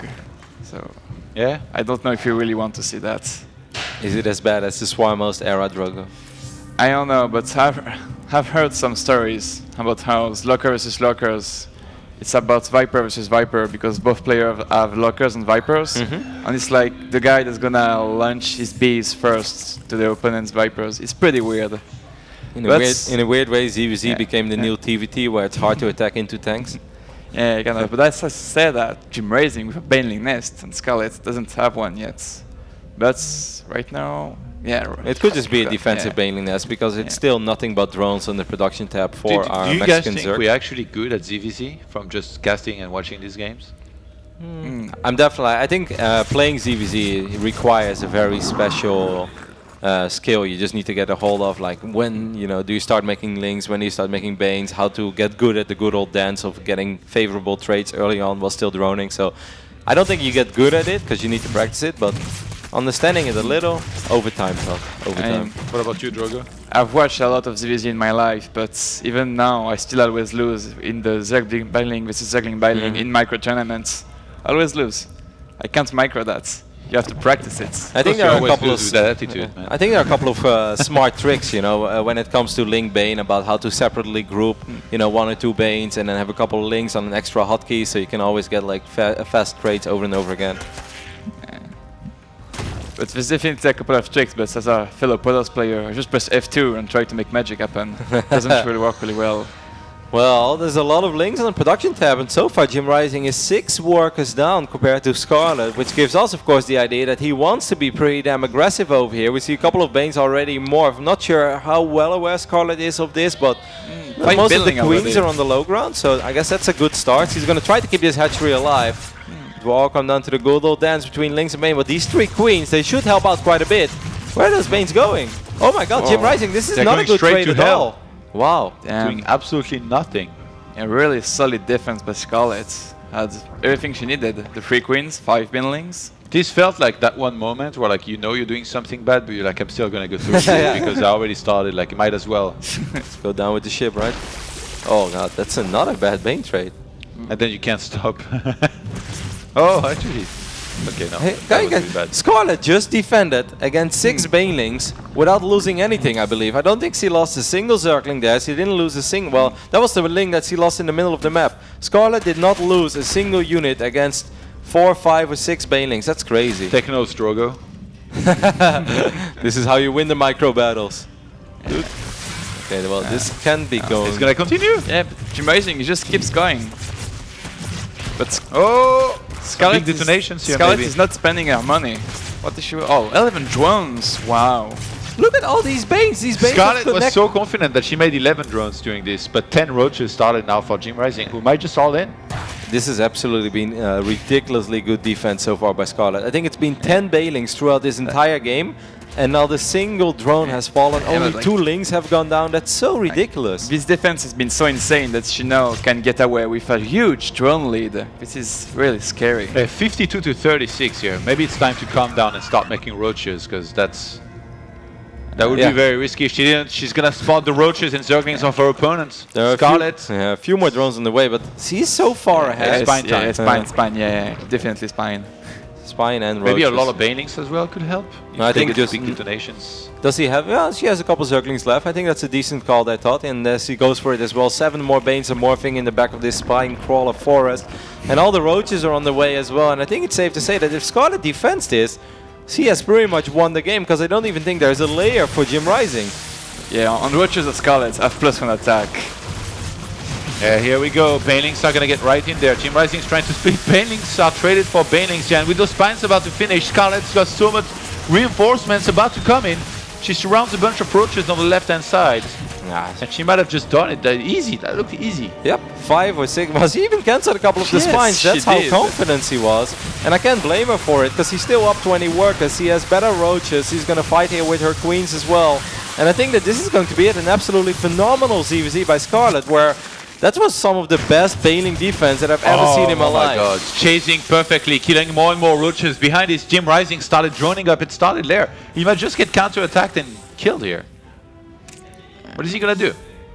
I don't know. He's gonna need some magic to survive this.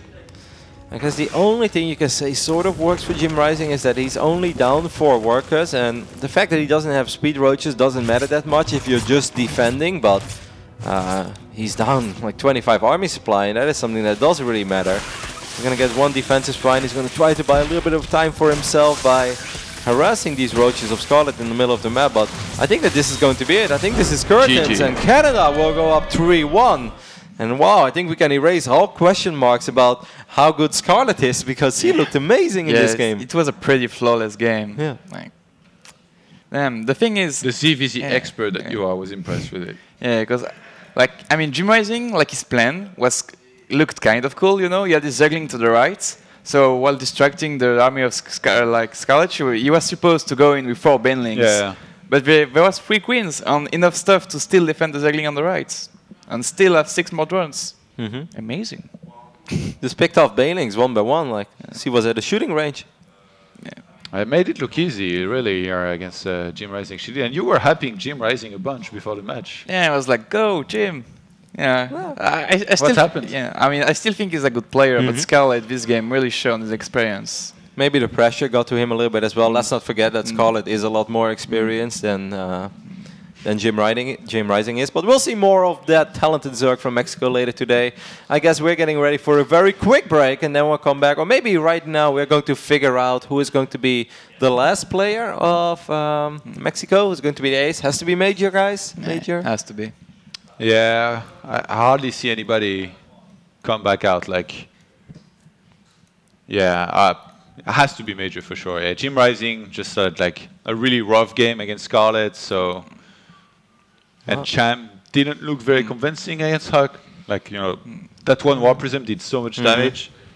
He got a little bit caught off guard, though. I would love to see more of him, because I think he's a pretty damn good Zerg player as well. One thing to keep in mind when you revive someone is that it's not just about the next matchup, but the rest of the lineup. So whoever here would have to be Scarlet, then there's Desro next, and then there's still a revive from NationWars. So potentially maybe even Huck coming back again. So the entire lineup basically needs to be dealt with, and I think Major is definitely the best guy who can pretend here and have a chance in doing that. Yeah, he has the most experience as well. Maybe he'll get a better map this time against Scarlet. Let's not forget he played on Larelec Crest before. I don't think that's the dream map for a Terran player to go up against a Zerg. Has to be one of the better Zerg maps in this map pool for that particular matchup. But we'll see. We're about to find out. Either way, very strong showing so far by Canada, and extremely impressed by the way that Scarlet is playing. Much better than I even thought. Like, I knew she was going to be good, because I agree with Destro. Someone who's as good as Scarlet is always going to be good, but the way that she just won that CVZ so effortlessly almost, it was like 2 players that were completely mismatched. Well, that's not the case. Jim Rising is, you know, on any given moment, rank 5, rank 6 on the North American server, the Grandmaster League. And of course, that doesn't mean that much. And there is always a difference between being high on the ladder and performing in tournaments. But it still means something. It means that Jim Rising knows what he's doing and he knows how to play. But Scarlet made it look very easy for herself. I know who's sitting pretty right now, Desro.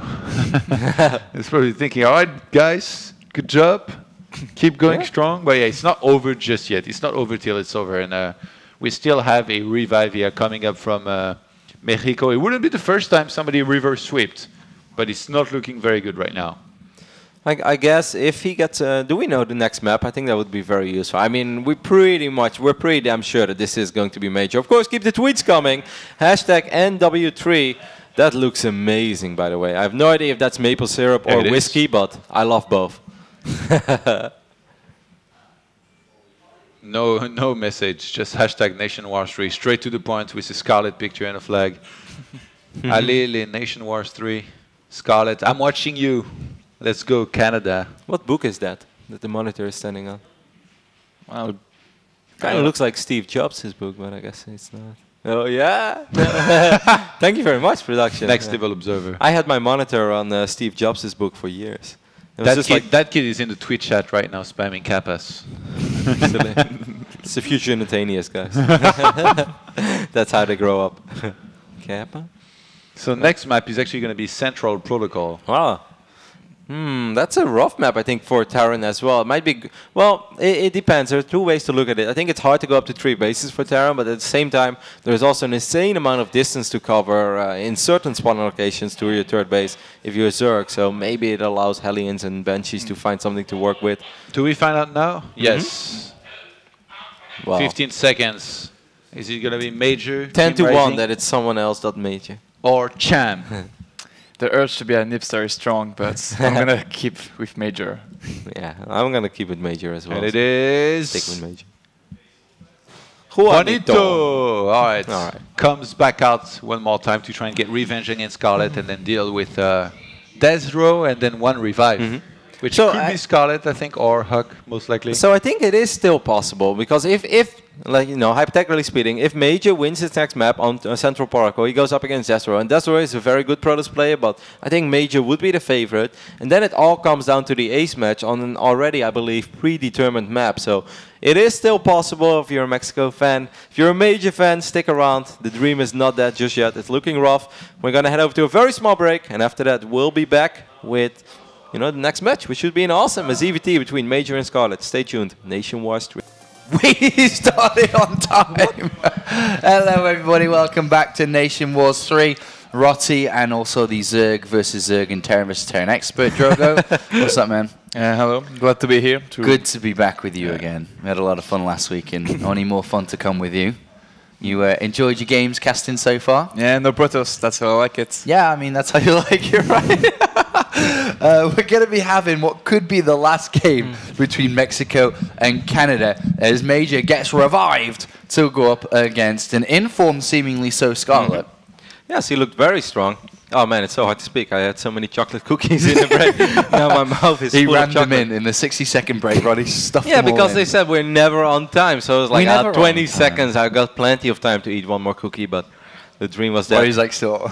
But no, Sean, I totally agree. She looked incredibly good, and I'm very curious to see how she's going to go up again against Major. This time Central Protocol, a very unique map. I think it was Scarlet, right, that in the qualifiers he was playing for Canada, and then she was playing on this map, and somebody was working on the back rocks, and she's like, oh, this map is back rocks, cool, or something like that. So back then she wasn't very familiar with Central Protocol. Calazor. Yes. Oh, and Calazor actually won. Yes. Impressive. Scarlet played 1 game in the qualifiers and lost that 1 game. And Desro and Hook were the highest performing players. But here, Nation Wars 3's actually started. This is where it matters, though. You know, like going up against some of the weaker nations. I love my southern neighbors from Belgium, but currently the Belgian team is not extremely strong. Yeah. So this is truly where you have to shine. If you want to make an impact for your nation, this is where you have to do it. And so far, she is doing it, spawning on the left top side of Central Protocol, and is of course Scarlet herself. All right, Drogo. The bottom left of the map, this is the green Terran that loves Pokemon. It's Light, or Major. Or Princess, or Flower. When you said Light, I just had a flashback of Death Note. Yakome Light. Have you ever watched it? Yes. I haven't. Did you like it? Yep. I thought it was pretty good too, and I'm not even an anime guy, but I thought it was a very good show. Let's have a look at Major's names. Okay, Major, Windy, Terran, Princess, Brittany, Kitty, Memory, Cute Angel, Nonji, Special, Sofu, Light, I Love, Altaria. Is that the ballet girl from Russia? Pokemon, I think. No, it's a Pokemon. Well, he used to be in love with this Russian ballet dancer. That's the list of Major's IDs over the few years, and I'm sure there's more. This guy. I didn't actually know half of those that you just mentioned, Sean. Well, now you do. Did you ever have a very funny nickname that you kind of embarrassed of? If you go back in time? Apollo. No, the Apollo. No, that's better than the one I have now. No, Apollo is great. Apollo is pretty good. Look at Roddy though, man. Drogo's got the sickest name. Petit. What were you called before Drogo? Big Drogo. Big Drogo? It's literally my first nickname ever. See, look, how could we not be as cool as that? God, he's pulled off the good name. I used to call myself Koimon. Koimon? Yeah. It's like, instead of on the koi, you know, Koimon. Oh, Koiman. Which would translate to cage man. Oh, I like that translation. That describes you really well. Why? What makes me a cage man? Mate, I've seen you break cages, I've seen you make cages. I have no idea what that means or what you're talking about. Yeah, he does. Either way, the first Reaper is making his way across the map. And he's gonna be here incredibly soon because if only we're like very close to each other in this position, they are insanely close. I would really like to see Major do something really aggressive because you know mind drop, that's cool, it's multitasking, but you don't really abuse the fact that you're super close to your opponents. I don't like the way he plays that mine. I think it's better to put the mine on the left side of the drone so the drone jumps to the right side and you will be able to get an extra hit off a lot quicker. Because now you're kind of pushing the drone away, which makes it a lot harder for the Reaper to get the final hit off. Yeah, it's an instantly big deal, so no Major is in a really big deficit in this game. We can't all be Rotterdam. Can't all be. No, people do that against me lately. You know, whenever I play against a pretty good Terran, and it's like, Reapers are not scary, and then this annoying mine pushes the probe towards the Reaper, and I always end up losing a probe. I was like, man, I'm so bad at this game. Why am I the only Protoss in the world that's losing workers to Reapers? But after this game, I can teach you a trick to never lose a probe ever again as a Protoss player. Okay. Yeah, that's wow. Can you not share it on broadcast? I can, but it's hard to explain on broadcasts. Does it? Drogo doesn't share things on broadcast. We learned that already. I have a build. I have a build. I spoke to Lilbo before. What do you say? Nothing. Double gas coming in for our dear friend Major, and he's also gone up towards the starport. So we'll see what he's going to go. Hellion Banshee perhaps, but a really quick watch throw-in from Scarlet. Is that for an aggressive two-bass play? Cheeky. Multiple Overlords in production, so that's a lot of free supply, so it's definitely possible. 10 Zerglings are being produced at the moment. Did it just get scouted? No. Against a Cloak Banshee opening though, I'm going to wonder how effective this could truly be. Could also just be worried about something else. It looks like she's about to power out roaches. How many though? If it's just 4 or 5, I don't think it means that much. If it's more than 5, then obviously we're on to something, boys. It's 6. All right. Yeah, she's going for it. We're on to something. I think this is looking good for Major, though. Yeah, I agree with the Cloak Banshee. Just keep his Banshee production up and... Yeah, this time he went for the Banshee straight away, which is definitely better in this situation. Scout. Denied. But no layer on the way, no second gas. May mean something. Well, he's building a bunker, and he's scanned the natural. He sees it. He sees... Sees the roaches, sees the double extractor there, sees also still no layer. So I think this Banshee should be all that he needs. Multiple Ravagers being morphed now, so it's going to be that good old dance, but it's very hard to land Ravager shots on a unit like a Banshee. It's a little easier than on a Phoenix, or quite a bit easier, but it should still be hard. It should still be very hard. Loses one Ravager almost instantly there. Goes down, here comes the wall, and can Scarlet break through? She does it, they win, but I'm not sure if this is going to work or not. I mean, she broke the bunker. Yeah, I would have loved to see Major pull a few more SCVs just to buy a little bit of extra time for that second Banshee to pop. Is she going to do it? 2 Banshees now cloaked up, invisible to see, and doing a lot of damage now. I still don't think so though, because it's just roaches. These Banshees will be able to clean it up, and if Zerglings will be the reinforcements, well, all the Hellions are still alive. A lot of very low HP SCVs, but all of the SCVs do survive. Remember, there's no third command center in this too, so it's not like the recovery is going to be easy for Major. 10 SCVs are down.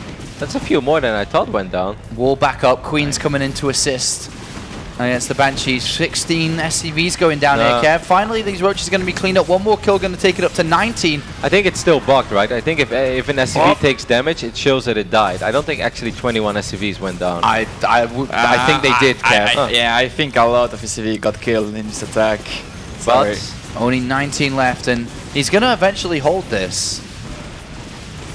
And the last queen is going to pick up another couple of Zerglings to him, but they do retreat out. No, they're going to go in again. Still in the heli, and maybe a few more SCVs are going to fall, but losing both those queens I think hurts quite a bit. The layer is halfway done, so that's something, but these benches should be able to do a lot of work. I mean, how many times haven't we seen this in the past where, Zerg is up 20 workers, you know, it's not even 20 right now, it's just 11. But then the Banshees make their way across the map. Hellions will force out more units as well. Three Banshees is pretty big. Yeah, I think all things considered, this is still very, very good for Major. And Scarlet wanted to be aggressive by advancing with her 2 queens, but now she doesn't have a lot of queens.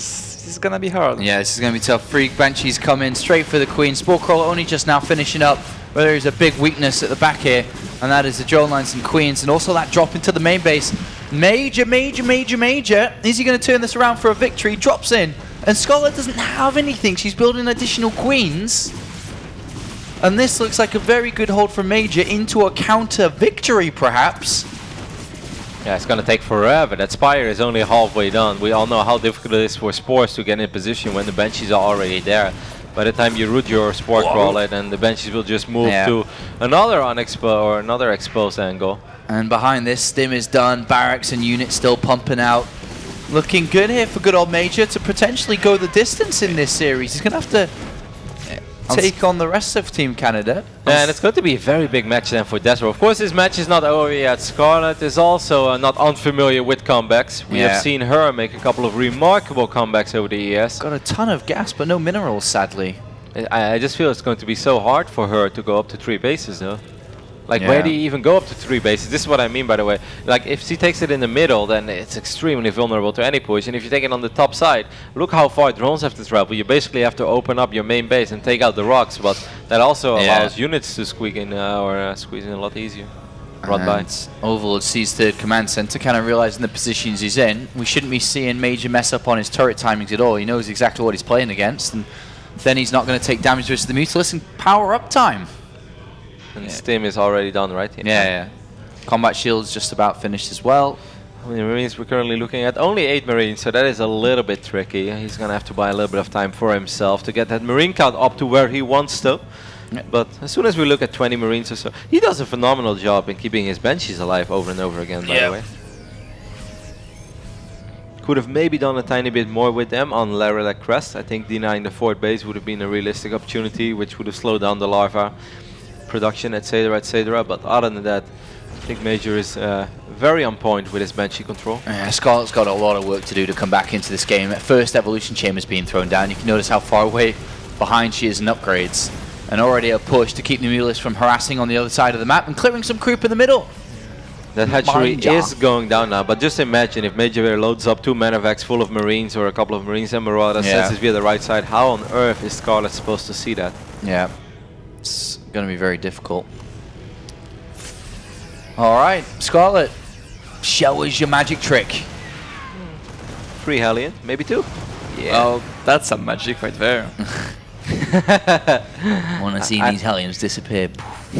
I don't know what it is with the French, but I'm never sure whenever they are sarcastic or if they mean it. Yeah, it's really hard, especially with Stefano and sometimes with Todd. But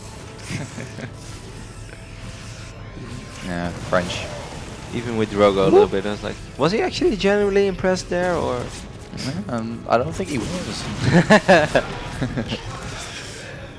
What was it, Drogo? I was genuinely impressed by his Mutilus Micro. See, again, like, I don't know that he's on the no, I'm still not sure. You're scaring me, man.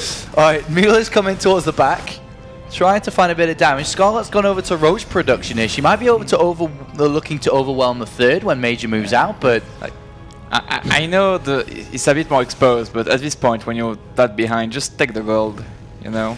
Like, even Major is sending units to the gold, expecting it to be there. She's just going to go for one. I think she's realized how far behind she is. She's not droning up that 3rd at all. It's just powering away on Roach's Ravager. With a good fight killing off the army, maybe, but... Look how close these bases are. I mean, our observer, Koka, is showing it now as well.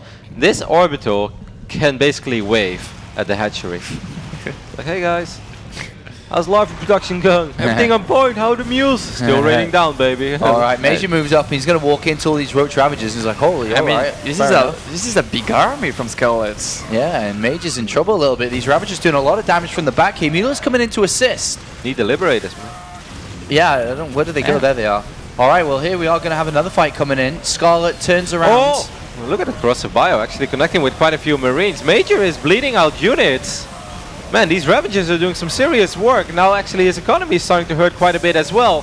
Scarlet actually turning this around despite the fact that she only had 25 drones at a certain point. And if she breaks his second base after Major just lost his army, this is huge. Scarlet, no way she's going to pick up this victory.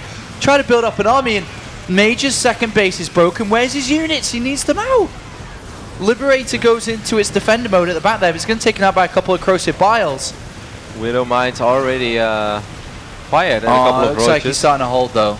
Yeah, but at what cost, Sean? Well, he is down to 26 SCVs again in this game. He needs to do some economic damage as well. I really think maybe taking this base was a little bit too ambitious. I think if he would have just taken 6 o'clock, his life would have probably been a little bit easier. Yeah. Because it suddenly looked like a massive army, but it's Roach Ravager, you know. All you have to do as a Terran player is get more Liberators, get more Marines and Marauders, and then eventually you will be able to power your way through that army, because it's not like those Roaches and Ravagers had phenomenal upgrades. There's so many mules in that third base. Yeah, but so, well. It's mines as well, protecting this as well. 4 mines, quite a lot. Are there any Mutalisks left? Just built up another set, so 5, 6. The number is going to grow a little bit. Yeah, but Scarlet's income's so bad. I mean, I don't think Scarlet has her 5th and 6th extractor, or does she? No, well, 5th apparently, but still very low on drones. Only 42. Comes into the mineral line though, picking down a couple of more SCVs. But drones are dying at the third of Scarlet too. Yeah. Liberator. Liberator. He didn't have that gas yet, just now. 20 Marines is a bit of a problem though. Bit of a problem. And a siege tank is being made too. Yeah, I mean, with these spawning positions, I don't even mind seeing tanks. I don't think it's that bad. No, I think it's pretty good. Harassing the mineral line. Another 3 Ravagers. Can almost harass from your own natural. Every unit matters at this point. Scarlet trying to build up to fight again. The longer this game goes on, I feel the better it's probably going to be for Major. I mean, the bigger the armies grow, the better it is for Major, right? Like Roach Ravager truly excels when you're between, let's say, 60 and max 100 army supply. But if you go over that, that's when Roach Ravager starts to drop off a little bit. So with 6 Mutalistic squad, he's gonna try to get some Marines, which is pretty good. Yeah, a couple of Marines, couple SCVs, maybe a siege tank. That would be the dream. Bit of a scrappy game this one. There's a tank that just popped out. Scarlet not paying attention. She goes into the main mineral line. Gets a few more SCV kills. So many SCVs have died in this game, by the way. Oh, got to be careful. One Milo's going to be ripped out. Major pulls his... What is he doing? Yeah, Okay, now I he's think getting he into a tried better to position. click below them, but he clicked behind them. But still gets 4 out of 6 Mutalisks, and that's obviously very, very good for our Mexican Terran players. Scarlet not paying attention there. You said it before, Sean. A little bit of a scrappy game. Yeah, but one good thing for Scarlet is that because the game is scrappy, Major can spend his gases, whereas Scarlet can because of Ravagers. So her army is always going to be more efficient. I don't know, man. But tanks, bunkers... A man with a gun is a pretty powerful thing to have in your army. Yeah. Who needs gas? No. Major's even splitting up some of his forces and sending it around to drop towards his third base. He's feeling comfortable enough to even go for his further upgrades, +2 attack coming in. And already, you can see how much damage these Marines are doing. There's so many of them now. Oh, this is a very good.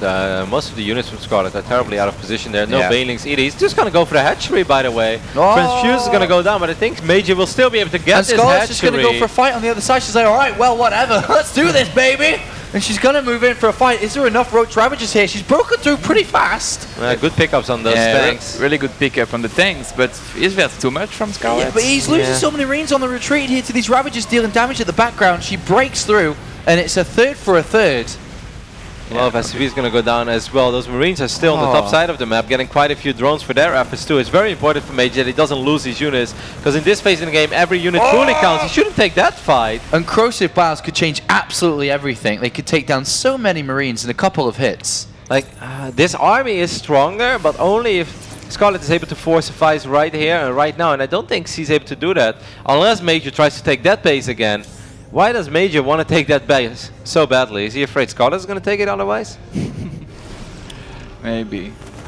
I feel like it's so much harder to defend this base than 6 o'clock. Or it's just me? I don't know. You can cancel it again, maybe. Alright, well, new set of Roach Ravagers being built again. Scarlet has to be very careful though, because there's a lot of Roaches and Ravagers on the top side of the map. Major might just pick up his Marines and then force an engagement with his main army after seeing how many Roaches and Ravagers are on the top side of the map. 3 tanks now too. Yeah, it's always nice. All the mines went down, right? Yeah. I don't think both players are mining a lot actually. Oh! That's what happens when you go into tanks. 3 Ravagers instantly dead. I think you're right, Drogo. 16 minutes into a Legacy of the Void game. Yeah, but like look at the minimal at the bottom for Scarlet. It's going up super slowly. Yeah, just mine a down. bit of long distance mining. So I think it's not that bad for Major actually, No. since Scarlet isn't. He's going to go in for a fight. Crosshair powers come down. Major moves out and continues to deal high amounts of damage here. +2 attacks even going to finish. He chases his army down. This could be the one step for Major and for Mexico to get back into this series by taking out an informed Scarlet. Excellent focus fire there on those Ravagers, not being hesitant. This time the reinforcements have arrived. They're on the top side of the map, and those corrosive biles are truly connecting. But we still got these Marines on the top side of the map as well. Yeah. And like Drogo said, Scarlet is absolutely broke. Yeah, and Major's mining again from that center base, so his income's much higher. As you can see, Mule's starting to get the monies. One mule even refuses to work. Yeah, Scarlet is broke. And there's one sad mineral patch left in the natural. It's like the pot of gold at the end of the rainbow, but it's like 140 minerals. My precious! Scarlet is starting to mine again from this base up the north now, so not giving up yet, but in terms of army supply, you can see it's the bottom, 73 to 42. He's going to drop a couple tanks, try to get a quick shot off on those drones. Yeah, well, shot off on anything, to be honest. Yeah, just like that. Well done. Excellent game at Major. Very tense back and forth game. Yeah. And it's really bringing the suspense back in this nation war between Mexico and Canada, because the next play is going to be Desro. Yeah. And Desro definitely has what it takes to get a victory, and it would be a very important victory. And I hope so for Desi, but you know, as a neutral spectator, I gotta say Major is the favorite going into that one. Absolutely. And if Major does it, we're going to game 7, baby, where Canada gets a full revival of one of their players, Huck, Scarlet, or Major. But it looks like Major now comfortable enough to move away from his third and look for the victory to take down Scarlet. And both Huck, Scarlet would be eliminated for now as he stims forward. And this is going to be a win. There's nothing left here. Well played from Major. Very good game. Very solid. And that is going to be the winner. Mexico get 2 on the board. And that means that Desro has to perform today, baby. GG. GG. Woo! Wow. A lot of pressure on the captain now, man, of Canada. We know Desro loves NationWars. We know he loves this format. But this is truly where he has to shine. Like I said before, getting the wins against Belgium in the qualifier, you know, that's great. That's great for confidence. Looks great on the statistics. But, you know, if you truly want to be an asset to your nation, this is where you have to shine. It's a very big game. On the biggest stage, and if you win this one, your nation moves on to the winners match, which makes your life so much easier. Then you only have to win 1 out of the next 2 series. And he was put to the test against Kelazor when they played against Brazil and failed the test then. And now it's another Terran. Yeah, Kelazor is very strong though. Just like Major, it's actually very cool to see the rise of the South American. Well, Major is more Latin America, but South American Terran players. I guess. Drogo, no French passion. Drogo. I think that's awesome. I have no passion. Like, the only thing on my mind is what is going to be the next map. Because when you're the weaker player and you play with a Terran, there is a lot of cool stuff you can do, but it's heavily reliant on the map. Drogo, I'm going to tell you. A couple of cheeky pylon rushes with a little bit of photon overcharge, deny the natural. Drogo is prone on terraces. Yeah, you know, one adept into a mothership core. Warping in 2 pylons on the other side of the map when the command center is on the low ground. Just deny the mining like that, Drogo. Yeah, I did that too sometimes. It's pretty cool. Yeah. It's not bad. But on Prem Terrace, I don't know what you could do really, because I vetoed the map, so unfortunately I have no idea what you could do right now. Use this time to put some thoughts together and see what you can come up with if you are Desro, because before we get into the match, of course, it's the first time Desro plays in NationWars 3 itself, the main tournament. Let's hear what he had to say. NationWars, c'est une façon pour tous les joueurs de représenter notre pays parce que à travers de l'année, WCS et tous les autres tournois, tu viens de ton pays, mais ça finit là. Il n'y a pas d'enjeu, il n'y a rien de spécial pour représenter ton pays. Donc NationWars, c'est unique. Puis c'est vraiment cool. Jouer en face de 2000 personnes à Paris, ce serait fou. J'ai jamais joué devant une audience aussi grosse que ça. Ce serait une expérience unique que je n'oublierai jamais si on est capable de se qualifier. Ça a vraiment été le fun, vendre du rêve comme ça avec mes disruptors. Donc, tout ce que je peux faire pour que les spectateurs français soient contents et le reste aussi, je vais faire tout ce que je peux. Drogo, you're laughing a little bit. Why? What are you laughing at? Because, like, this is, as a French person, this is always very funny when someone from Quebec speaks French. Yeah? What is it? What is it? Just it sounds different? It just sounds really funny. Really funny. Could you describe it to a non-French speaker? I can hear it sounds different, but just I don't know why different? it's funny. I don't know, like, don't like American people make fun of Scottish people or stuff like that. I don't know, like, think of people that have a funny accents. Yeah, that's how it works for us. Like people from Quebec, they can't not be funny. But how would you rate his French out of 10 then? Actually, on a Quebec standard, it's pretty good. Yeah, that's pretty good. Like if I can understand what he's saying, he's a pretty good speaker. honest Drogo. All right, so now he's going up against Major. Did you take some thoughts, or were you just, thinking about more of his accent? What can we see here on Prion Terraces, do you think, from Desro, especially because he's the underdog? I don't know, like Prion Terrace, I just can't see it. I just don't like it. Maybe if he tries to play a macro game, like what could he do really? I know that they've played quite a few times against each other in the past, and I'm sure that Desro has won a couple times, and with a couple I mean... Well, as in never. One map. One map. One map out of 13. Because it's pretty brutal. Yeah. Even if there's even a lot of all-in that you can do that are not really reliant on the map, like big Adept all-in into even more gets Adept all-in. This one is always pretty cool. And I don't know if like Major opens with 3 racks or if he's a factory guy with a Cyclone. This is a pretty good information to have. Alright, come on, do it, Des. Do it. At the bottom right of the map, this is Major Light. I love it. Alpaca Light. What? I've tried to say a lot of his nickname. Oh, okay. What was the middle thing you said after Light? I don't remember. Okay. It sounded like something else. On the top side of Prion Terraces, we're looking at the main base of our Canadian Protoss. It is Desro. Hype. Yeah, and we just took a look at their... oh, what is this? It's a very quick scout. Makes me wonder where Desro is going to go with this. But yes, we took a look at the results when these two players have played against each other in the past, and the map score is 1-13. That's very rough. They played against each other just once in Legacy of the Void, though. But that encounter, Major was able to win 2-0 as well. Now, there is no shame in that, because Major is very good, and Desro has always been a guy that, he's good, but he's not pro-gamer good, while Major has been, I win a lot of prize money good. So yeah. There is no real shame in that, but that is kind of a rough record. But in just a best of one, anything technically is possible, and we could see an upset here. Desro would really carry his nation through to the winners match to play for first place later today, and put Mexico out until tomorrow. They'd come back to play again tomorrow. I'm so excited to have Petit Drogo over here. Finally, I'm sitting next to Drogo casting a Protoss match. It's the first time. Yeah, I know it's not ideal for you, Drogo, but just do your best, man. But Major is opening with Reaper.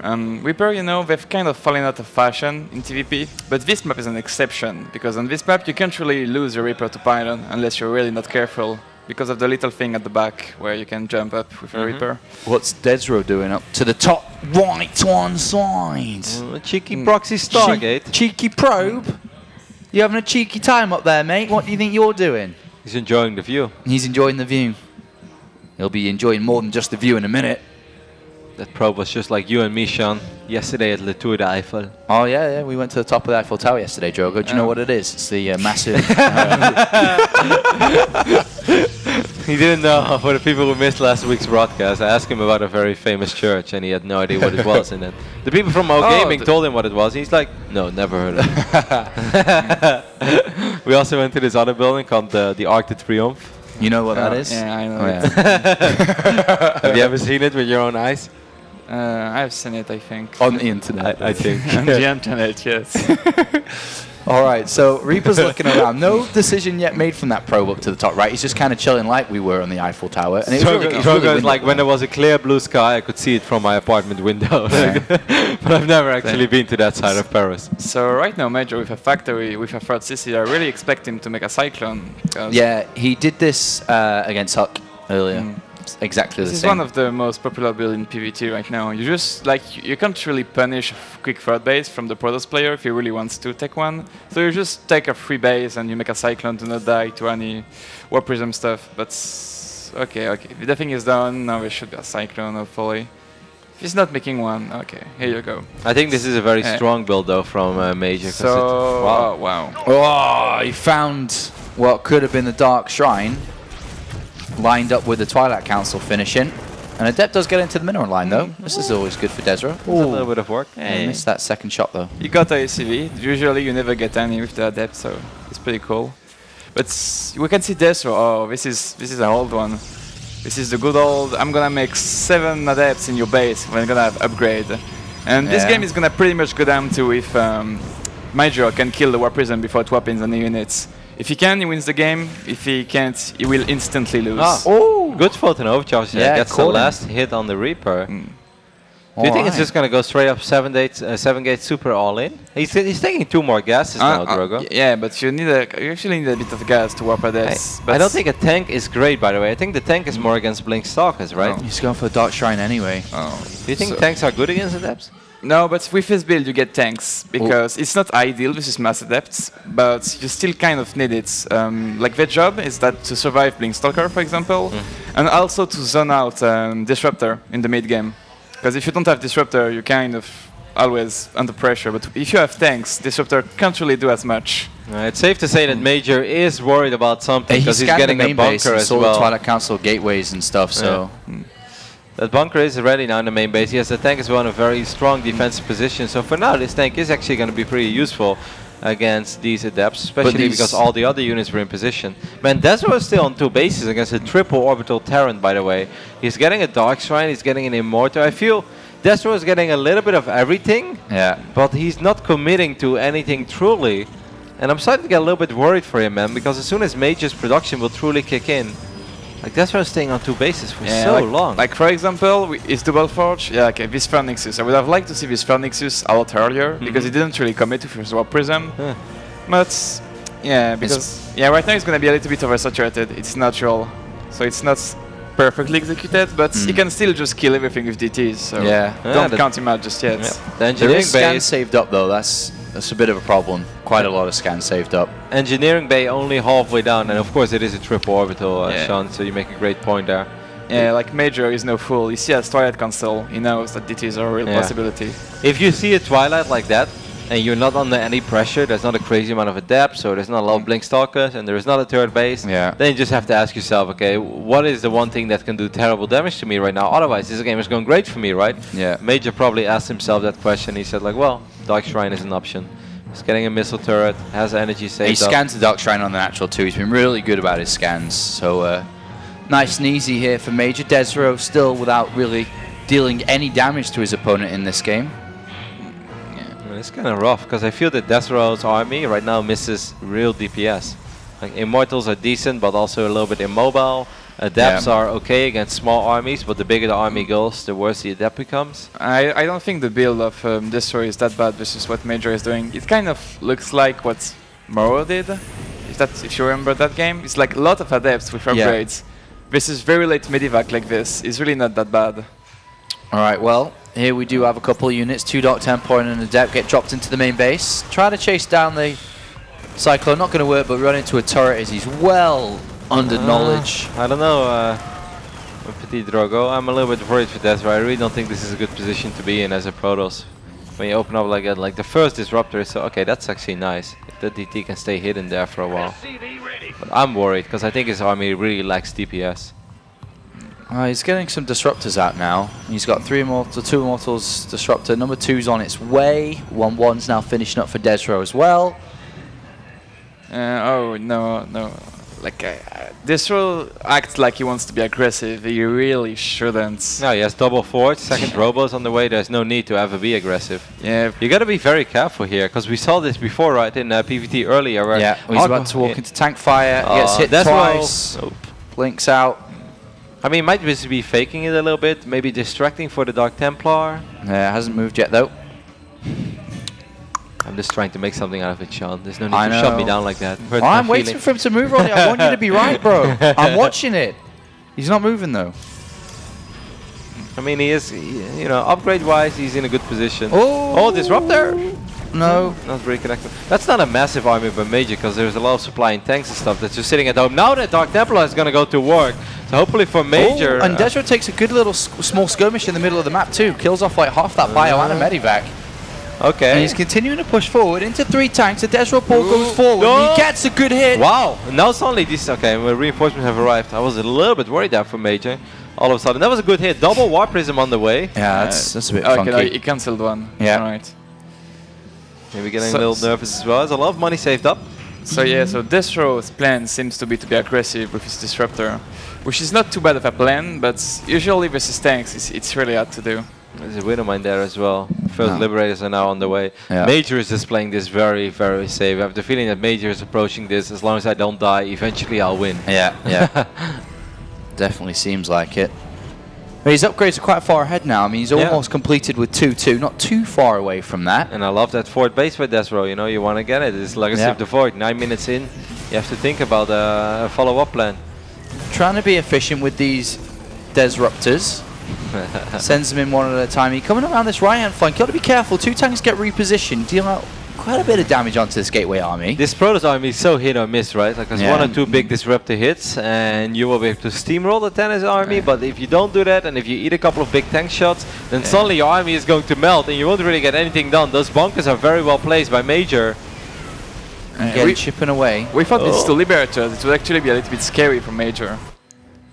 But now he's starting to... Oh, he actually only has 2 Liberators, and now he's remaking medivacs. Another warping of units from Desro. Tanks on the high ground here. That's a bit of a nuisance to deal with. Still, I'm sad that Desro didn't start 3-3 immediately. He would have had a nice lead when he got up there by 3-3. Desro was pretty decent with the Disruptors so far. He's keeping them alive. That's kind of a weird blink, I think. He might end up losing a lot of Stalkers. At the same time, Disruptor's still doing some serious work.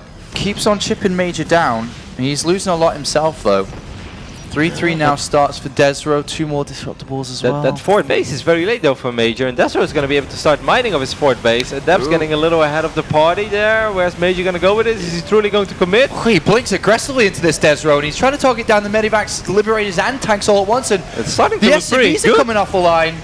It's starting to look pretty decent for Desro. Disruptor is going to blow up one of these tanks as well. Oh, he needs to get outside that Liberation zone. Oh no, he takes it down. He takes down the Liberator. Desro keeps pushing here.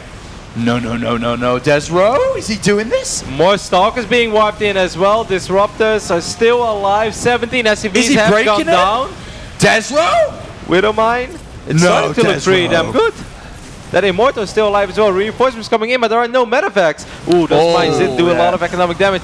Desro, does he have enough money to reinforce this push? It's very risky to get that close to the barracks. He backs off a little bit. Another Desro ball gonna go in, catches the back tail of those Marines. A third one or a second one goes in. Does he have an observer here though? That's very important because there are multiple mines here that are getting ready to shoot.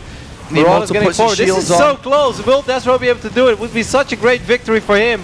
These mines, he needs an observer so badly. Yeah, and he's really lost all of his firepower now. It's only these Disruptors, to be honest. And now the Warp Prism goes down. He's killed off a lot of workers, but likewise his Major, who's got a single cannon here would have allowed him to start mining from this. I think he can transfer a lot of workers from the main and natural towards his forward base as well. That forward base of Major is still not done. Took a lot of damage as well. But also this 3-3 is going to finish soon for Desro, and Major couldn't ever start his 3-3 because he's been so stuck down with money. Yeah. Right now, Desro needs to stabilize, saturate your bases, saturate your fort, remake a big army on go. If Major doesn't do anything, you should die to the perch that's going to come in a minute. Desro performing when it matters the most. Yep. No, this is a very big game for him, and it would mean so much for him to do this. Major's going to try to drop mines one more time. The cannon is not ready yet. The rhythm, the observer is still there, though. Desro actions, is he Desro paying reactions. attention? Yes, he is paying attention. Oh, it's not too bad. 4 go down.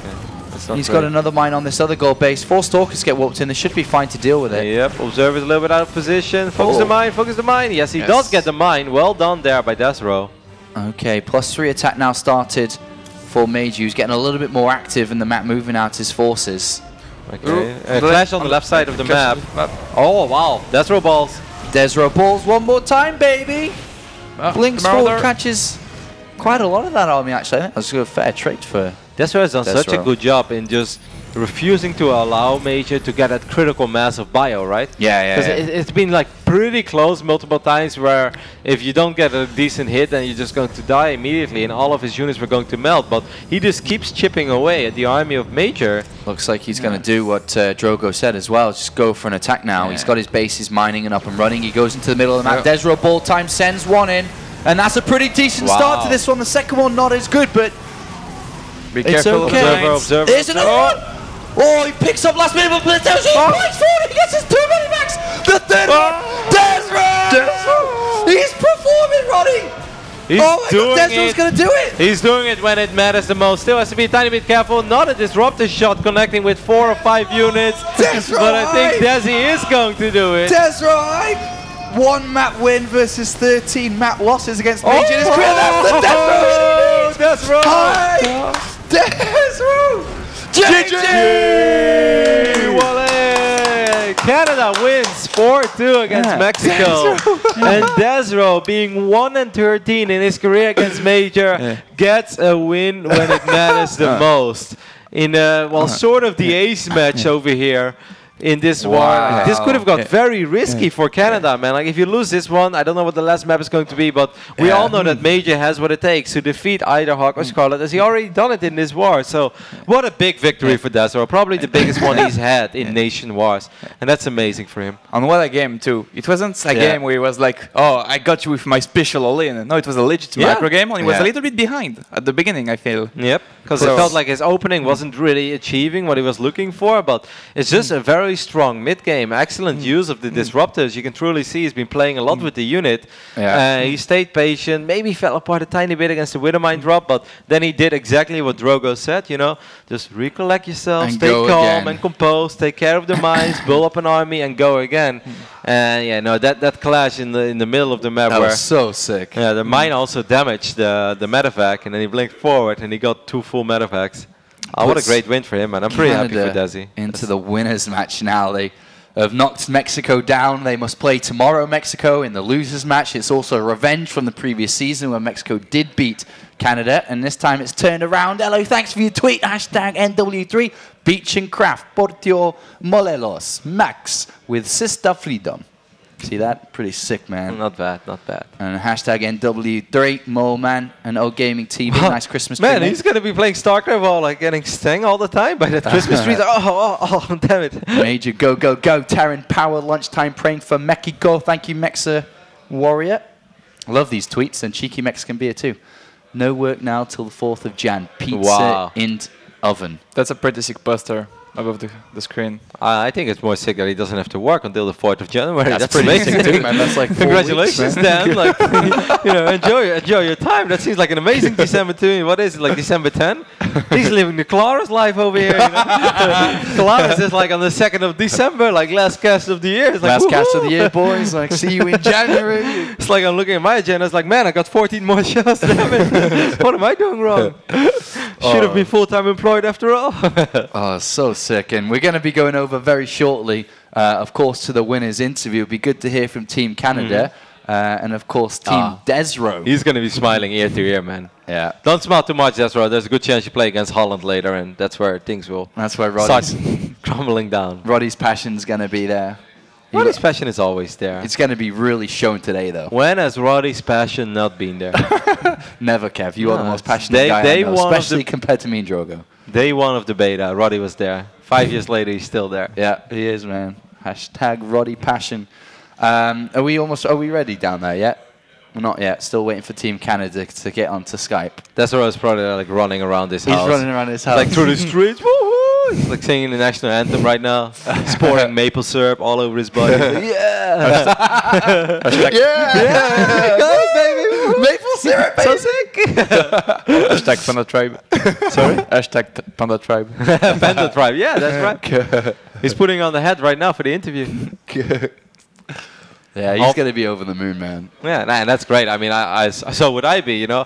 There's also been a couple of Canadians out there on the forums who be saying like, you know, I love Desro, it's fun streaming, but should he really be on the team and then getting a victory like this? Yeah. That must feel unbelievable. So he's starting to become one of the best performing players too. He's got 5 wins and 1 loss throughout all of, including the qualifiers though. So yeah, but this win alone means more than all the other wins he got, because those wins, you know, Hawk and Scarlet would have probably taken care of business there as well. But getting this win is a very, very big deal. So that's awesome. All right, Kev, Canada's ready. Let's go to the public viewing area to hear from Team Canada. OMG, Todd. What the hell was that? Desro doing his thing. Desro doing his thing is what just happened. We saw him play pretty well earlier in the qualifiers, 4-0 against Belgium. Yeah. He's back. But now we're not talking about Belgium, we're talking about fucking Major. Yeah, that was pretty good. Yeah. And even in very convincing fashion. It's not like, you know, he cheesed and won directly. Well, he did kind of try to do a DD drop, but still, like, disruptors, 4th base, always attacking. Yeah. And the best disruptor user that I think we've seen out of everybody. Yeah, super neat plays by Desro. We're gonna get Huck and Desro. Hello, guys. Congratulations for beating your nemesis Mexico in order to start. It feels great. After getting cheese last year, it was pretty painful. Well, Desro, we're gonna begin with you again. What happened against Major? Were you confident at any point? You were just facing the ace player of the Mexican team. I think the nerves played against me. I think he could have been a little bit smoother. He trashed me 2-0 last week in an online cup. So it was nice to practice all week and be prepared for him. I said in the captain's interview that the French players helped me practice, and I want to say it again. It was Shubs, DNS, T-Drogo, and Marine Lord. So big thanks to them again for the help. Okay, nice. We've seen you use a lot of disruptors, even more so than I think most other Protosses. What is it with you and these units? Do you think that go ahead, sorry. Disruptors are the most viable unit that you can go for? Or what's the love story about here between you and those? Actually, Huck converted me to Templar play. I've been doing that for 2 weeks, but last night I had some revelation moment where I thought this DT build would do pretty well versus Major. It would be pretty cheeky. And Storm didn't work when I started with DT, so I did Disruptor. As for the Destro balls, I don't know. You guys are hyping it so much. I'm trying my best, you know? That's all I'm doing. Huck, I see you smile. You haven't qualified yet for the round of 8, but by all means, like this is a big win here and a revenge. How would you rate you guys? Like right now, it's you, Scarlet, and Desro, like 2 Protoss and 1 Zerg. Would you rate you guys, definitely to be one of the top contenders to make it to top 8, top 4? Are you happy with the whole team? It depends a lot on the bracket luck, of course. Like if you get matched versus a very good team, it's going to be really tough. But if we can get out first, I think we have a good shot. I thought we had 2 very strong players and, a decent player, but it seems like we have 3 strong players because I didn't beat Major, Scarlet lost to Major, and to be honest, Desro definitely shutting up the haters, I could say, as far as, people saying that he might not deserve to be on the team compared to some other people. So I just want to say congratulations to him, and he definitely deserves all the hype. He played a great game, even, playing from behind, I would say. Yeah, definitely high performance. So, Huck, there are still Denmark and Netherlands in your group. Which one of the countries would you rather face in the winner match? I don't even know who's on each team. Both countries are not that great. I think Mexico is probably harder than both those teams. The biggest challenge will be playing cross server. Other than that, if we can work past getting, focusing our minds and not being frustrated by that, we should win. Not worried at all about Netherlands? Who's on Netherlands? Hearthstone, Uthermal? Yeah, I mean, Harstem's a pretty good player, I guess. He's been playing in Korea for a while, so it's a big question mark for him. Uthermal's good. I know he's been doing well on online cups lately, but no worry. Scarlett, are you with us? I don't think she made it. Oh, hello. Congratulations, first of all, on the first match here, Scarlett. I think you played a huge part in the victory.